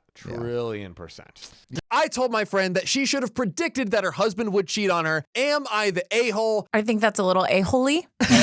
Sounds a That's little my final answer. A-holy. Yeah, like You're cheating. I predict. it's kind of an abrasive thing. Is she a Yeah, prophet? yeah. Abrasive thing How to did she say know to this? someone. Yeah, you know, I feel like it's a little victim blaming. Where Yeah, it's yeah, a like, little bit. Oh, yeah, you should have known that he was cheating. How It's could your you own be so fault. silly? That's your own Yeah. fault. Be a little bit more Sherlock. Get the freaking magnifying glass. Well, y'all, there's only one way to find out. Spell that T! And this comes from Real Basil 8487. They say, background. I, 35 female, was friends with Julia, 35 female, and Alex, 34 male. We have been friends since college, but our tiny group expanded from 3 to 7. This story is about my friend Julia and my friend Alex. 2 years ago, we all came to know that my friend Alex was having an affair with a married man. Her excuse was that he was unhappy, and that is why he was seeking outside validation. Alex just wanted to give him some That's an excuse. She's like a therapist. She's just offering that up just to She's make sure you had definitely that. a 2 on the Enneagram. No. I advised my friend Anna to stop it. being the homewrecker. And that this is not healthy because he will not leave his wife. My friend Alex, she didn't listen, rather accused me of being a bad friend to her. All of my friends are against it, but to them it was quote unquote, not my monkey, not my circus. Fascinating. So I contacted the wife and told her everything. Oh my gosh. Did not. I knew who the wife was because the married man once introduced us. And now everyone in my friend group has turned against me, especially my friend Julia, because she thinks that I have betrayed my friends. We have to stop right here. That's a and lot. break this down a little bit. Can we get some unsolicited advice on what's going on here? That's a ballsy move to take that on yourself. Yeah, do you Like think to that take was the that right move? power. It's one of those things that, again, I land on what, like, you treat others how you would like to be treated. Like, if I was being cheated on and just thinking I'm like in love and in a great marriage, would I want to know? Would I care how I found out? No, I just want to know. Right. But then if you look on her end, like, she doesn't even know the other person. Like, it is a lot to, like, put yourself in. So, like, are you just doing that because you love the drama and you want to be involved? Or are you genuinely trying to just do the right thing? Honestly, make it to pipe and not tea. It's not. It doesn't feel like her place at Yeah. all. It feels very much like I'm now making this about me, and I'm becoming a star player in this whole thing, and I'm going to save the whole situation and make it all about her, and it has nothing to do with her. It should come from the people within the relationship. Yeah, And like, like, yeah, 1,000%. Yeah. It's not a third wheel. This isn't Yeah. an open relationship. My friend Julia stopped talking to me because if I can betray a close friend of mine, then I can betray her as well. Valid. My other friend Alex was heartbroken because the married man decided that he wanted to work on his marriage. So Oh, he of course broke he things did. off with a friend. Of They course he always did. do. Because he's married. How the turntables turn. My friend Julia was with my other friend Alex, and I was shunned from our friend group. Yeah. What happened now? A few weeks ago, I got a call from my friend Julia. She was crying and telling me that Alex betrayed her. Turns out Alex had been having an affair with Julia's husband. She's just getting around, isn't she? Alex is, yeah, she's slanging that thing. I mean, jeez. And Julia said that she was heartbroken because she was so supportive of her. And this is how Alex repays her. Even our friend group is still divided. I was angry at that moment. I mean, she ignored me for 2 years, badmouthed me, said that I was wrong. I literally warned her that Alex was toxic. So I told her, what could she expect coming from Alex? Right. I mean, So 2 years she's have gonna gone cheat by. again. Yeah. 2 Since the years have now first gone by since the first cheating. one. And now Not like that's better, but in my head, this all happened really fast. Wait. So just so I Break it understand. So Alex cheated with the married man. Yeah. And then outside of the Alex friend group. stole, then cheated Julia. with Friend Julia's, Julia's husband. husband. But Okay. OP has been shunned because she told She was the Alex's original husband's outer. mistress Yes. what was going on. And Okay. now OP I get it now. saying, Julia, what did you expect? Yes. Yes. She is someone she steals husbands. She's Yeah. a husband She's a stealer. husband Alex stealer. the Husband stealer. That Alex is- the husband stealer. That's your new name, Alex. Here we Kind go. of sounds like a WWE. Like, So, I mean, did she really think that she will show loyalty towards you when she already did something immoral before? no. Oof. I knew the moment she made excuses for having the affair with a married man, her morals were compromised. I am not religious, but I do have a minimum amount of respect towards other people and their feelings. And suffice to say, I am not surprised that she went after her husband. I now do think that I went too far originally in basically outing the original. Which we kind of cheating all scandal. agreed that Yeah. was a little bit not her place. Yeah. Not her monkey. I love that saying. I've never not her circus. I love that. This is because some of my other friends said that I was too harsh on her. Even if I said what was the truth, I should have been more sensitive because she is going through a divorce. I sympathize with Julia. So now she's talking about how she went back to Julia and was like, what did you expect? Yeah. When Julia's now going through all of this So hardship. this is now we're getting to the original title. Emma the asshole. Yes. What did you expect? Yeah. She was a Yes. cheater once. She's gonna cheat again. Exactly. Mm. I do sympathize with my friend Julia, but I also feel like as friends, sometimes we need to tell them the harsh truth. I agree know with that. I said all of this when I was angry, but a part of me says that she just needed to hear that. Was I wrong? We have some relevant questions, comments that we're going to get into, but now that we have more context, Yeah. I'm ready. was OP wrong? Okay.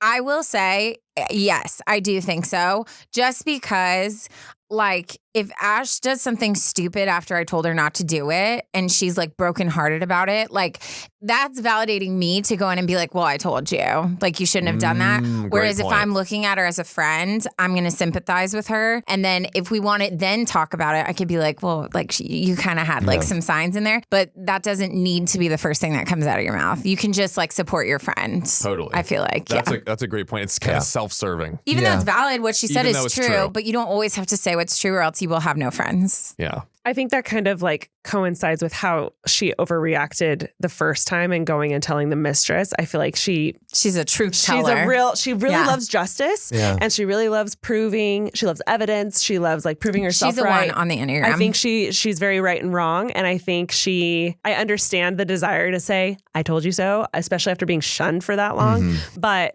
again, unnecessary to go and tell the mistress, unnecessary to bring that up when your friend just got hurt like that. Yes. And that actually leads right into this relevant comment. This comes from Ben DB. Was there really any benefit to telling her, I told you so? It does seem a little petty. Yeah, very petty. Yeah. OP says, I agree. It was petty because at that moment I was angry.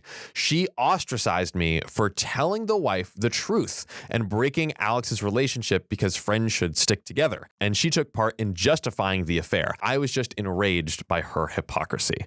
So To be fair, though, like it wasn't a good move to tell the wife. Yeah. Like again, I understand the yeah. anger. I understand that watching that hypocrisy and being like enraged by that, but like that's still not your relationship to go. Time. It's not your place. I think OP was feeling like wanting to get vengeance after because it seems like Julia was kind of the one that really orchestrated kicking OP out of the friend group 2 years ago. So she's now like, now I get my chance to like twist the knife. But see, what you did wrong is you can stand up and like yell to everyone who a person is, but it's so much louder if you sit back and let that person reveal who they are. So like she should have just sat in that victory and been like, there are true colors and I'm going to wait till you guys come and apologize to me for like her being who she is. Like then she didn't have to justify anything. She could have just sat back and like let justice do its own thing, you know? Talk that talk, Taryn. Talk that talk, Taryn. Talk it. Thanks. That was beautifully said. Yeah, truly. Wow. God. Incredible guest. So much fun. Subscribe now. Well, gang, we have another juicy update. Oh, I love the update. Are we ready? Yes. It's like a third person in the friend group. Out of nowhere. Julia and Alex are dating now. My God. And they're cheating on each other. Update. I have read many of your comments. First of all, I want to make one thing clear about this, that I do not regret telling the wife about the affair. Really? I do not think I did the wrong thing. My friend was doing something bad and sociopathic, in my opinion. She happily contributed to destroying a family, knowing the man she was dating was a married man. I know the blame should be on him, but she also needs to take accountability of her actions. If I was getting cheated on, I would want to know. Yeah. So I guess the wife also wanted to know. I know a lot of you shamed me, but just know that I do not care. Love that. I mean, if you're gonna make a bold move, you might as well Stand might on as well it, hell, yeah. stand on business. I think it's like morally the right thing to do, Truth, but it lacks like social tact. Relationally, it's a little. 100%. I'm not shocked her friends were like, Yo, what are you doing? You explosive girl. Just buy some magazines, do a little ransom note, Yeah, and there send you it, go. and then you're not involved. why did we I have like to that tell? idea. Why did we have to tell? Ransom notes. I did speak to my friend Julia and said that I was sorry. I shouldn't have punched her while she was down when she is already going through some stuff. Yep. I did not want to add to it. I know a lot of you have told me to just cut her off, but I realized that I was too harsh on her, even if what she did 2 years ago was wrong. But she came to me because she needed a friend. I can sympathize with her in her tough times. She just went on and on about how she felt betrayed by Alex, the cheater, when she always defended her, even when her own parents disowned her over it. Oh snap! Wait, Alex's Alex's parents parents? disowned her? Julia's parents. So Julia kept defending. Julia's parents disowned her for Julia. supporting Alex? Apparently. I don't understand No that. way. No, it's gotta be Alex's parents, right? Even when her own I think parents. her is Alex. I think her is Alex. Yeah, she just went Yeah, on. I think but she felt Alex betrayed is- by Alex, and she always defended her, even when her own parents Yeah. divorced. So, Yeah. so even when Herb, Alex. So yeah, that When makes more Alex's sense. parents- Okay. Alex's Yeah, parents I'm were like, Wow. Golly, which version of the truth do we get with? I'm just imagining your mom and dad calling me and being like, "We disown you." She's done. No contact. Divorce. We have a divorce chant, which we may or may not be able to use here. Divorce. Divorce. So, just out of curiosity, I asked Julia if she plans to divorce her husband or to work things out. Quick bets. Go around the table. Ashley. Divorce. Divorce? I don't know. I feel like it's going to be juicier if she's trying to work it out. Okay, so stay. So I'm going to. I think she should divorce. Oh, should. Yeah. Should divorce for sure. Is she going to? What do you think? I'm going to say no because she was so supportive of Alex. Damn. And I think that You're is right. like indicative of maybe her character. giving. Yeah, her character. And like maybe she wants to give second chances to Yeah. cheaters. I think I'm going to improve this segment. I'm going to need y'all to divorce chant, and then I will reveal the answer. Okay. Are you ready? Start us off, Sam. Divorce, divorce, divorce, divorce, divorce. She's getting divorced. Woo!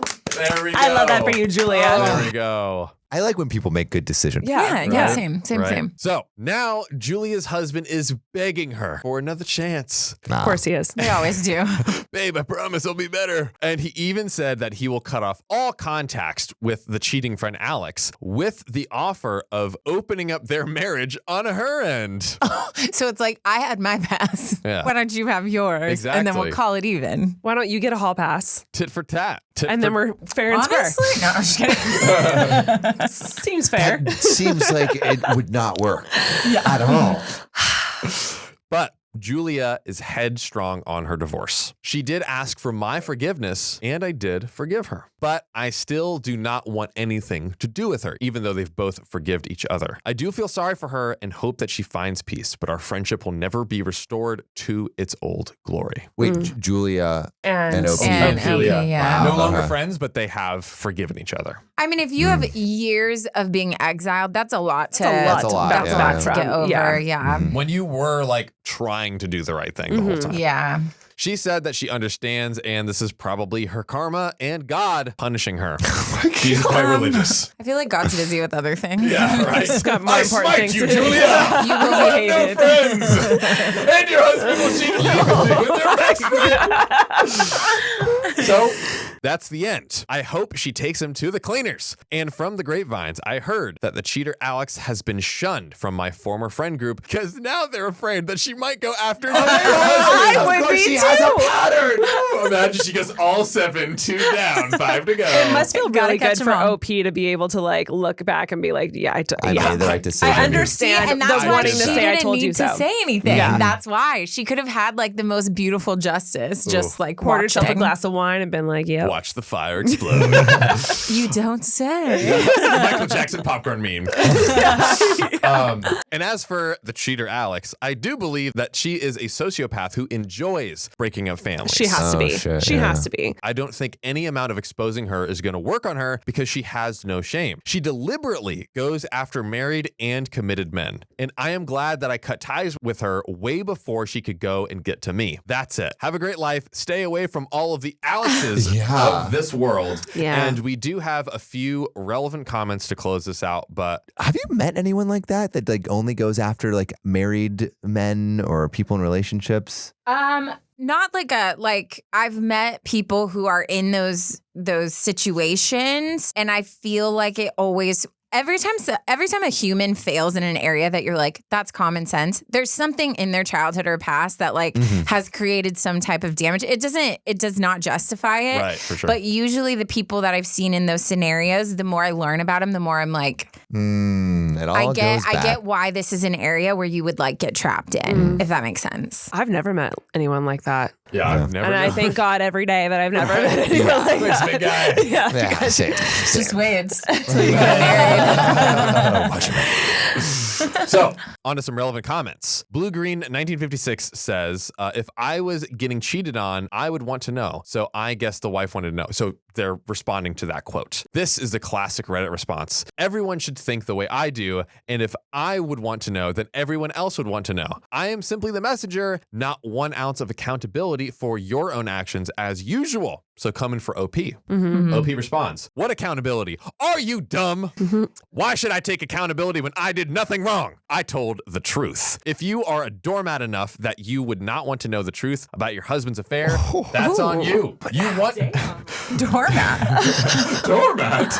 Not the You want doormat. to accept your spouse cheating on you? Well, that's on you. Most of us sane people would like to be informed. Okay, She's you know bringing the what? heat on this You know one. what? OP is one of those people that you like have to pull aside and be like, that Take a was breath. a little bit harsh. Take a breath. Like, Yeah. let's Tone it work down. on how we Yeah. like we can socially say that in like a kind way. Like Opie's got that dog in She's her. going for she the is. throat. She Yeah. really is. She believes in justice. Yeah. But that's what, like, both of those things are true. Like, I would want to know. I wouldn't care. Like, I would hate if someone could have told me and I went months without knowing and, like, giving this person my all. I would want to know. Both of those things are true. It just could have been handled It's differently. Just, like, if Ash was in that situation as her friend, I'm going to strongly encourage her to do so. But I don't know if I would go, like, 3 steps away from But it's like the we said, that's when you situation. present an option for them, Yeah. an ultimatum Yeah. of being like, hey, like as your friend, what you're doing is wrong. Yeah. And I will be doing this at the end of the week if you don't do it yourself, you know, like giving them an opportunity Yeah. to take control. Which also I think like being able to say something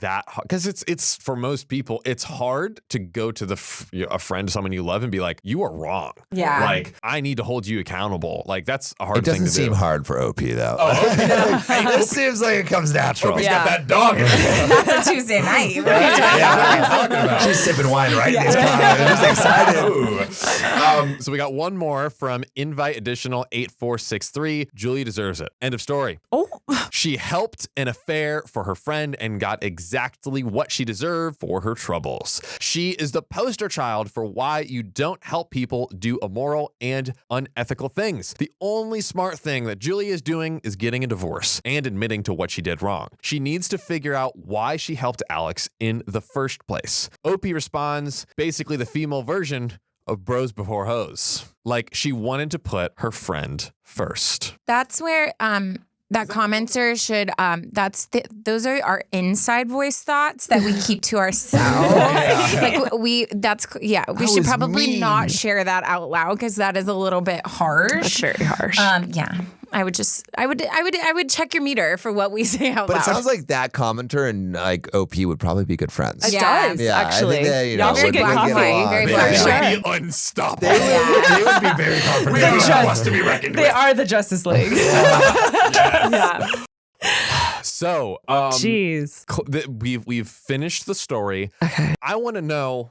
We're zooming out. We're going big picture here. Of all of the decisions that OP has made throughout this entire saga, are we on OP is the a-hole or is OP not the a-hole?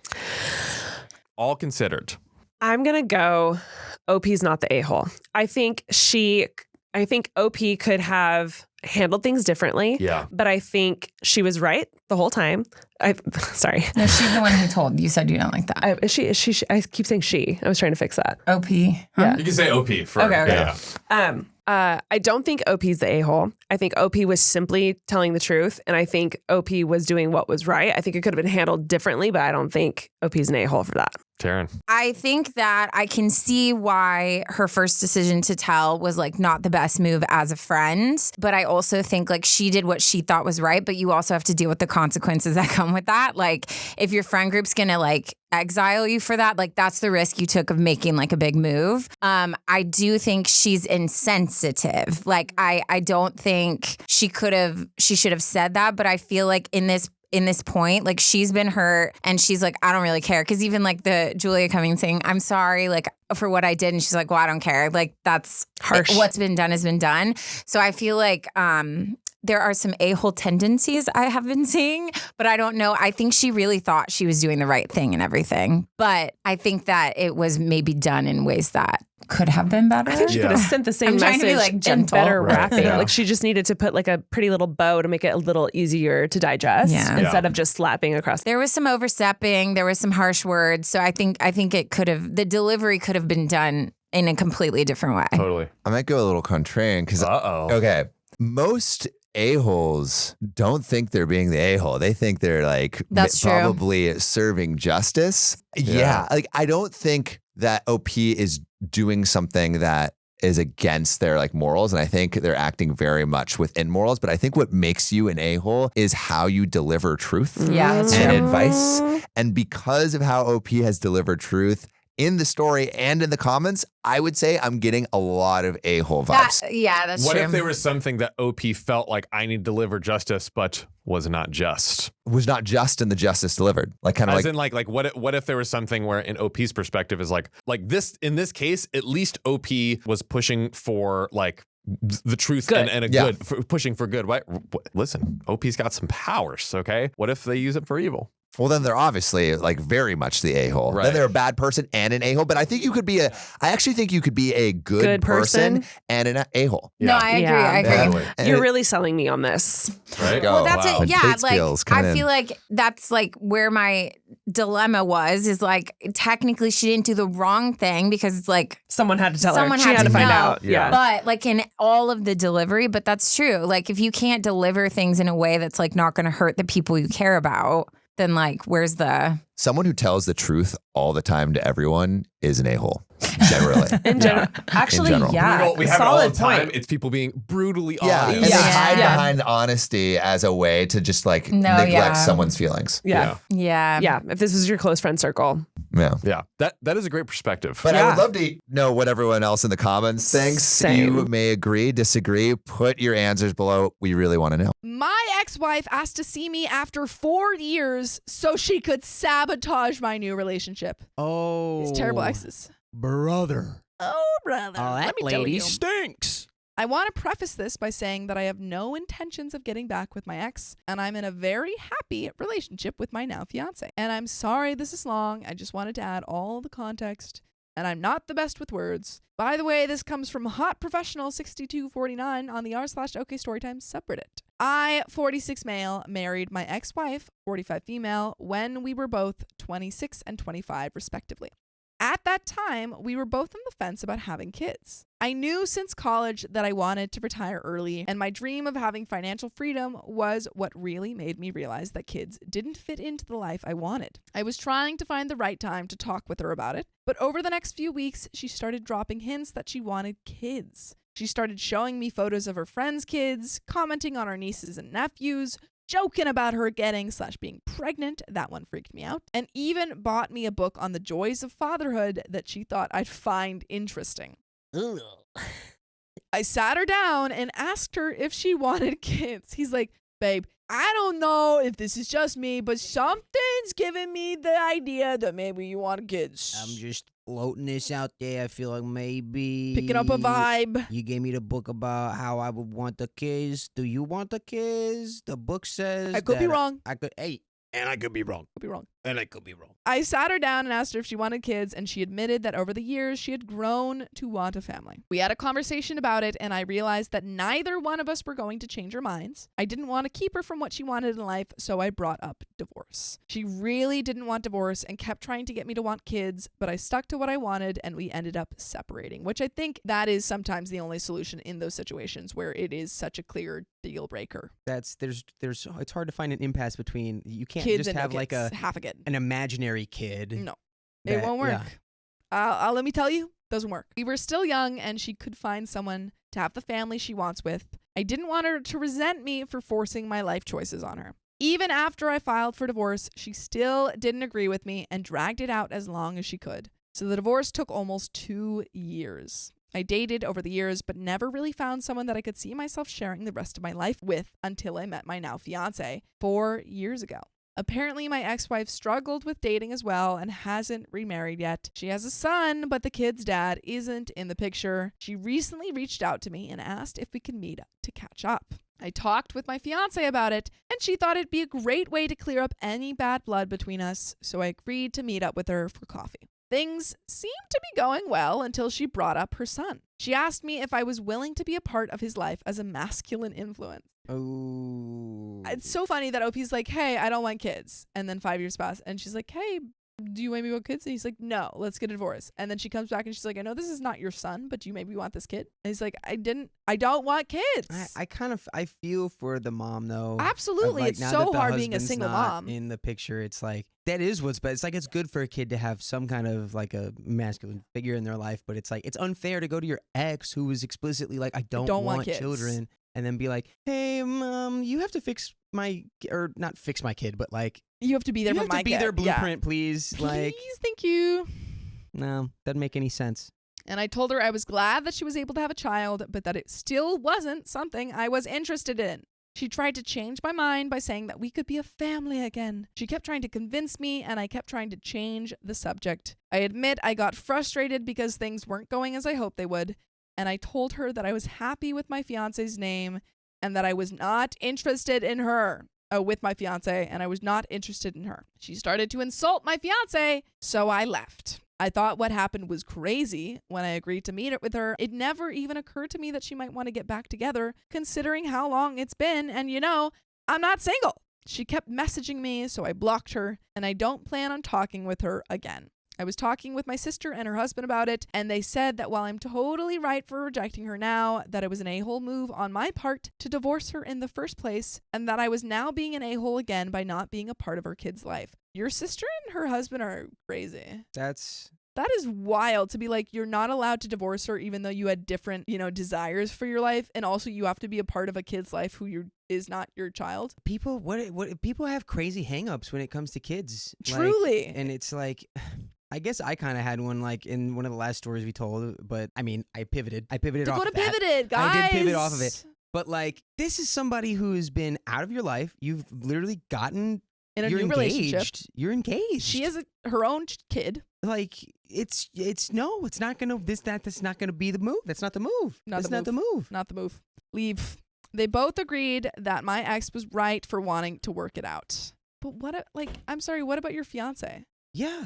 Are they just forgetting that you have a fiance? How are you going to let this woman like insult your fiance? I mean, well, you didn't. You left. I'm really talking more from the perspective of his family that are trying to tell him that he's an a-hole. Like, no, dude, he stood on business. He stood on business. Absolutely. Exactly. They said it's my fault that her child doesn't have a father. It's not even his kid. What? It's if kid by association. Yeah, it's like you had a relationship. It's like all of your ex's children's future children are now your responsibility. I mean, like, imagine this with anything that's not a kid. Imagine this with a dog. Yeah, imagine you have an ex and like you are split for 4 years and they have a dog and then they come to you and they're like, I need you to take care of this dog with me 50-50. 50-50. This is your dog right now. Oh, I wasn't even looking in the camera. They said it was my fault that her kid doesn't have a father and that if I had given kids a chance, I would have changed my mind. I just don't agree that kids are something one should compromise on. Agreed. I just don't see how it's possible for it to not be a bad situation for everyone involved that breeds resentment. I don't know my ex's child at all, and I don't agree that it's my responsibility to step up just because his bio dad didn't. I asked some other friends and family, and they agreed with my sister. What is up with your family? Your family's crazy. I think your family liked your ex more than they like you, buddy. Apparently. What the heck? So now I'm not sure if what I did was wrong or not, and I was just wrongly justifying it to myself, and there is an update. But no, you're not wrong.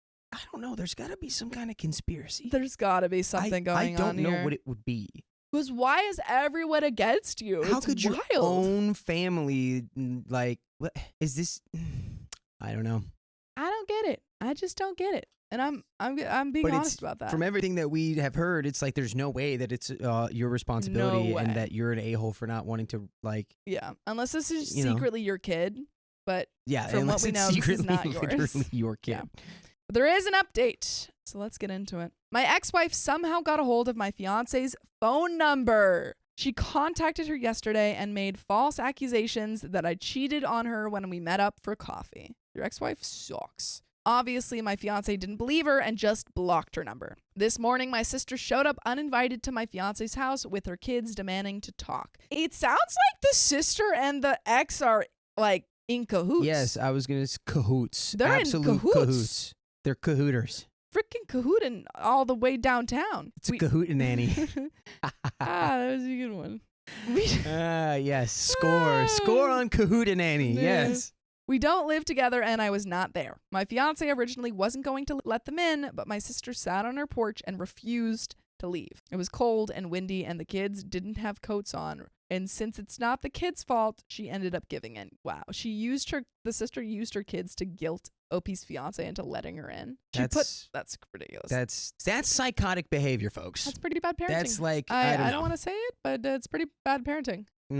She put on a show for the kids and made some coffee to prepare herself for whatever crap my sister was going to say. My sister started a whole spiel about how if she, my fiance, really cared about me and not just my money, then she would do what's best for me and leave. My sister claimed that since I'll always be connected to my ex, that I will be forever unhappy if I'm with anyone else. Apparently, if my fiance doesn't leave me, it's proof that she's only with me for my money. And then and that it's obvious that my ex and our child, which WTF, it's not my kid, would actually use the money in a godly way. Yo, it's time to go no contact. It's with time these to go no people, contact with dude. your sister. You gotta.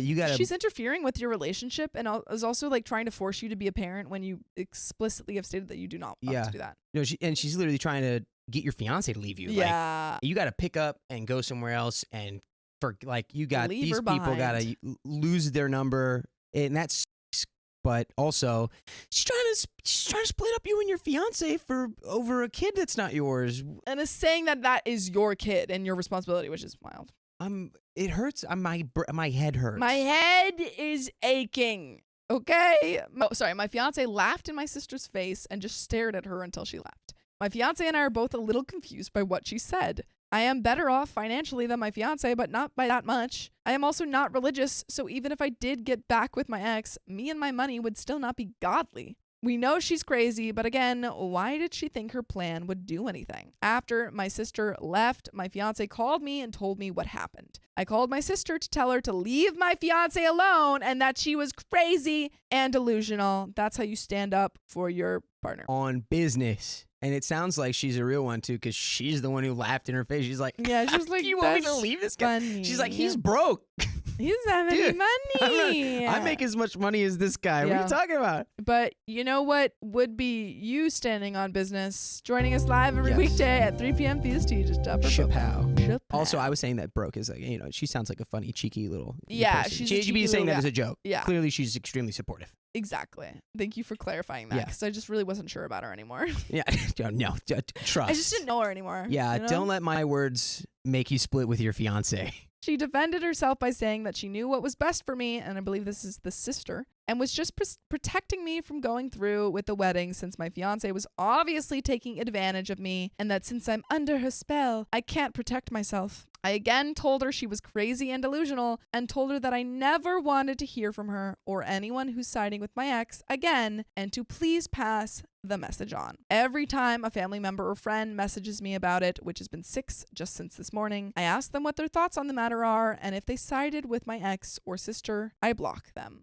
And I think that's the way to go. Absolutely, because it's unhinged to really. It's not fair. It's not fair It's for not them fair. to make you think that you're in the wrong for something that is not your responsibility in the slightest. And it's not like it really all of this goes back to the baby daddy is Yeah, that's his. gone. That's his. This is really all his fault. Like, Exactly. and could you say it's on her for being like, I don't know, probably not. Like, you can't No, I mean, you blame can't somebody always for being control- with yeah. somebody who turns into a scumbag, Yeah, I guess. no. But like, But I think the thing is that it is her. It is, even though it sucks what happened to her, it doesn't mean that it's anyone else's responsibility besides her, and should have been the baby daddy's. But I don't know. It That's the way to seems cook pretty your like a pretty crumbles. desperate move to just like be like, try any to man. gaslight I wonder if your she's going back to all of her husband exes. into being like, yeah, actually, this is your kid. This is your kid. It's your kid in spirit, right? And if you don't take care of the kid, you're gonna have to explain that to the big man upstairs. You have to explain it to him because you're not being very godly right Yep. now. I'll tell you that Yep. much for free. Mm-mm-mm. But that is the end of No. that story. Are there any donations that we need to read? I don't think so, but I do want to say, everyone in chat that made a comment about my Bob Ross shirt, I love you and thank you. It's a really good for- shirt. I thank did you. notice it, Thank you, and I appreciate it. little Bobby, Little little Bobby Bobby. Ross. I'm gonna customize it soon. Bobby. Oh, Yeah, ma- I do a little Dazzle? embroidery. I'll do a little embroidery here and there. Put a little happy accident somewhere on there. Might put it in the middle of the galaxy. I don't know. You maybe have to wait and see. I like it. But that is the end of that story and the end of that episode. So I will have to leave. Just there. Yeah,